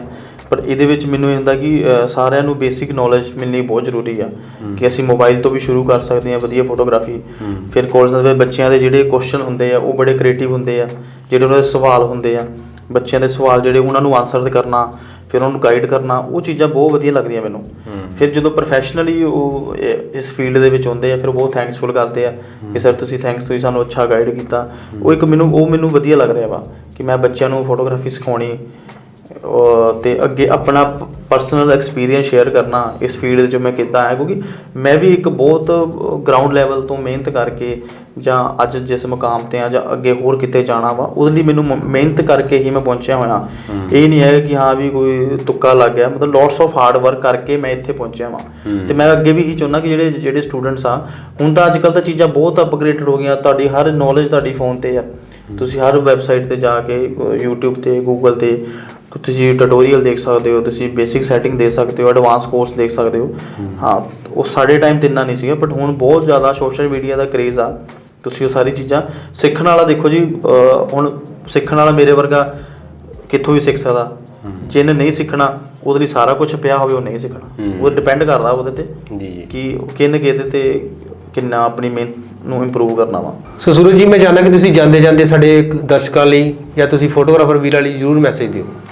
ਬਿਲਕੁਲ, ਮੈਂ ਸਾਰਿਆਂ ਨੂੰ ਇਹੀ ਮੈਸੇਜ ਦੇਣਾ ਚਾਹੂੰਗਾ ਕਿ ਤੁਸੀਂ ਸਾਰੇ ਆਪਣੇ ਵਧੀਆ ਤਰੀਕੇ ਨਾਲ ਕੰਮ ਕਰੋ, ਆਪਣੇ ਕੁਝ ਕੰਮ ਦੇ ਰੂਲ ਬਣਾਓ ਅਤੇ ਐਜੂਕੇਸ਼ਨ ਦੇ ਨਾਲ ਜੁੜੇ ਰਹੋ, ਸੋਸ਼ਲ ਮੀਡੀਆ ਦੇ ਨਾਲ ਜੁੜੇ ਰਹੋ। ਇਹ ਆਪਣੀ ਜਿਹੜੀ ਫੀਲਡ ਹੈ, ਸਾਰਿਆਂ ਦੀ ਫੀਲਡ ਆਪਣੀ ਫੋਟੋਗ੍ਰਾਫੀ ਹੈ, ਵੀਡੀਓਗ੍ਰਾਫੀ, ਸਿਨੇਮੈਟੋਗ੍ਰਾਫੀ, ਸਾਰੀ ਆਪਣੀ ਫੀਲਡ ਜਿਹੜੀ ਹੈ ਬਹੁਤ ਅੱਗੇ ਗਰੋਥ ਕਰੇ ਅਤੇ ਅਸੀਂ ਸਾਰੇ ਰਲ ਕੇ ਇਸ ਫੀਲਡ ਨੂੰ ਸਪੋਰਟ ਕਰੀਏ, ਨਾ ਕਿ ਅਸੀਂ ਇੱਕ ਦੂਜੇ ਨੂੰ ਆਪਣੇ ਪ੍ਰਾਈਸਿਸ ਡਾਊਨ ਕਰਕੇ ਜਾਂ ਅਸੀਂ ਕੋਈ ਚੀਜ਼ਾਂ ਨੂੰ ਜਿਹੜੇ ਅਸੀਂ ਅਨਪ੍ਰੋਫੈਸ਼ਨਲ ਤਰੀਕੇ ਨਾਲ ਜੇ ਅਸੀਂ ਇਕਵਿਪਮੈਂਟਸ ਨਹੀਂ ਵਧੀਆ ਯੂਜ਼ ਕਰ ਰਹੇ ਜਾਂ ਅਸੀਂ ਉਸ ਕਸਟਮਰ ਨੂੰ ਨਹੀਂ ਅਪ ਟੂ ਡੇਟ ਕਰ ਰਹੇ, ਅਸੀਂ ਸਾਰੇ ਮਿਲ ਕੇ ਵਧੀਆ ਇਸ ਫੀਲਡ ਨੂੰ ਅੱਗੇ ਲੈ ਕੇ ਜਾਈਏ। ਬਹੁਤ ਸਾਰੀਆਂ ਇਸ ਫੀਲਡ ਵਿੱਚ ਅੱਗੇ ਜੌਬਸ ਵੀ ਹੈਗੀਆਂ ਵਾ, ਬਹੁਤ ਸਾਰੀਆਂ ਅੱਗੇ ਆਪਣੇ ਖੁਦ ਬਿਜ਼ਨਸ ਵੀ ਹੈ, ਫ੍ਰੀਲਾਂਸਿੰਗ ਵੀ ਇਸ ਫੀਲਡ ਦੇ ਵਿੱਚ ਬਹੁਤ ਵਧੀਆ ਕੰਮ ਹੈਗੇ ਆ। ਤੁਸੀਂ ਵਲੋਗਿੰਗ ਯੂਜ਼ ਕਰ ਸਕਦੇ ਹੋ, ਤੁਸੀਂ ਐਜ਼ ਏ ਤੁਸੀਂ ਟਰੈਵਲ ਬਲੌਗਰ ਹੋ ਗਏ ਜਾਂ ਕੁਛ ਵੀ, ਬਹੁਤ ਸਾਰੇ ਕੁਛ ਇੱਦਾਂ ਦੇ ਵਰਡਸ ਟੈਕਨੀਕਲੀ ਹੈਗੇ ਆ ਜਿੱਦਾਂ ਤੁਸੀਂ ਫੀਲਡ 'ਚ ਜਾ ਕੇ ਇਹਦੇ 'ਤੇ ਤੁਸੀਂ ਵਰਕ ਕਰ ਸਕਦੇ ਹੋ ਅਤੇ ਅਸੀਂ ਸਾਰੀ ਫੀਲਡ ਨੂੰ ਅੱਗੇ ਲੈ ਕੇ ਜਾਈਏ। ਮੈਂ ਸਾਰਿਆਂ ਨੂੰ ਇਹੀ ਮੈਸੇਜ ਦੇਣਾ ਚਾਹੂੰਗਾ ਕਿ ਤੁਸੀਂ ਸਾਰੇ ਆਪਾਂ ਮਿਲ ਕੇ ਇਸ ਫੀਲਡ ਨੂੰ ਵਧੀਆ ਸਪੋਰਟ ਕਰੀਏ ਅਤੇ ਸਾਰੇ ਮਿਲ ਕੇ ਇਸ ਸ਼ੋਅ ਨੂੰ ਵੀ ਆਪਾਂ ਅੱਗੇ ਲੈ ਕੇ ਜਾਈਏ। ਸੋ ਸੂਰਜ ਜੀ, ਤੁਹਾਡਾ ਬਹੁਤ ਬਹੁਤ ਧੰਨਵਾਦ ਇੰਨੇ ਅੱਛੇ ਮੈਸੇਜ ਲਈ, ਔਰ ਅਸੀਂ ਤੁਹਾਡਾ ਬਹੁਤ ਬਹੁਤ ਤਹਿ ਦਿਲ ਤੋਂ ਧੰਨਵਾਦ ਕਰਦੇ ਹਾਂ ਕਿ ਤੁਸੀਂ ਆਪਣਾ ਕੀਮਤੀ ਸਮਾਂ ਕੱਢਿਆ ਔਰ ਕੱਢ ਕੇ ਤੁਸੀਂ ਸਾਡੇ ਪ੍ਰੋਗਰਾਮ ਦੇ ਵਿੱਚ ਆਏ। ਤੁਹਾਡਾ ਬਹੁਤ ਬਹੁਤ ਧੰਨਵਾਦ ਜੀ। ਥੈਂਕ ਯੂ ਦੀਪਕ ਜੀ, ਤੁਸੀਂ ਬੜੇ ਰਿਸਪੈਕਟਫੁਲੀ ਸਾਨੂੰ ਇਸ ਸ਼ੂਟ 'ਤੇ ਬੁਲਾਇਆ, ਆਪਣੇ ਇਸ ਫੋਟੋਗ੍ਰਾਫੀ ਦੇ ਕਿੰਗ ਐਪੀਸੋਡ 'ਚ ਬੁਲਾਇਆ। ਮੈਨੂੰ ਬਹੁਤ ਖੁਸ਼ੀ ਆ। ਤੁਹਾਡਾ ਪਹਿਲਾ ਐਪੀਸੋਡ ਵੀ ਮੈਂ ਦੇਖਿਆ, ਮੈਨੂੰ ਬਹੁਤ ਵਧੀਆ ਲੱਗਾ ਕਿ ਇੱਕ ਹੁੰਦਾ ਹੈ ਨਾ ਕਿ ਸਾਡਾ ਵੀ ਇੱਕ ਡਰੀਮ ਆ ਕਿ ਅਸੀਂ ਵੀ ਕਿਸੇ ਨੂੰ ਆਪਣੀ ਜਰਨੀ ਦੱਸੀਏ, ਕਿ ਇੰਟਰੋਡਿਊਸ ਹੋਈਏ ਕਿ ਜੋ ਸਾਡਾ ਸਟਰਗਲ ਆ, ਕਿਉਂਕਿ ਅਸੀਂ ਹਮੇਸ਼ਾ ਕੈਮਰੇ ਦੇ ਪਿੱਛੇ ਰਹਿੰਦੇ ਹਾਂ ਅਤੇ ਅੱਜ ਅਸੀਂ ਕੈਮਰੇ ਦੇ ਮੂਹਰੇ ਹਾਂ ਅਤੇ ਮੈਨੂੰ ਬਹੁਤ ਖੁਸ਼ੀ ਹੋ ਰਹੀ ਹੈ ਅਤੇ ਮੈਂ ਤੁਹਾਨੂੰ ਵੀ ਬੈਸਟ ਵਿਸ਼ੇਸ ਦੇ ਰਿਹਾ ਕਿ ਤੁਹਾਡਾ ਜਿਹੜਾ ਸ਼ੋਅ ਆ ਬਹੁਤ ਅੱਗੇ ਤੱਕ ਜਾਵੇ ਅਤੇ ਮਹਾਰਾਜ ਜੀ ਤੁਹਾਨੂੰ ਤਰੱਕੀ ਬਖਸ਼ਣ। ਸੋ ਸੂਰਜ ਜੀ, ਤੁਹਾਡਾ ਬਹੁਤ ਬਹੁਤ ਧੰਨਵਾਦ। ਸੋ ਦੋਸਤੋ, ਇਹ ਸਨ ਸੂਰਜ ਜੀ, ਸੂਰਜ ਰਾਜ ਡੋਗਰਾ ਫੋਟੋਗ੍ਰਾਫੀ ਤੋਂ। ਮਿਲਦੇ ਆ ਅਗਲੀ ਵਾਰ ਕਿਸੇ ਹੋਰ ਫੋਟੋਗ੍ਰਾਫੀ ਦੇ ਕਿੰਗ ਦੇ ਨਾਲ। ਧੰਨਵਾਦ।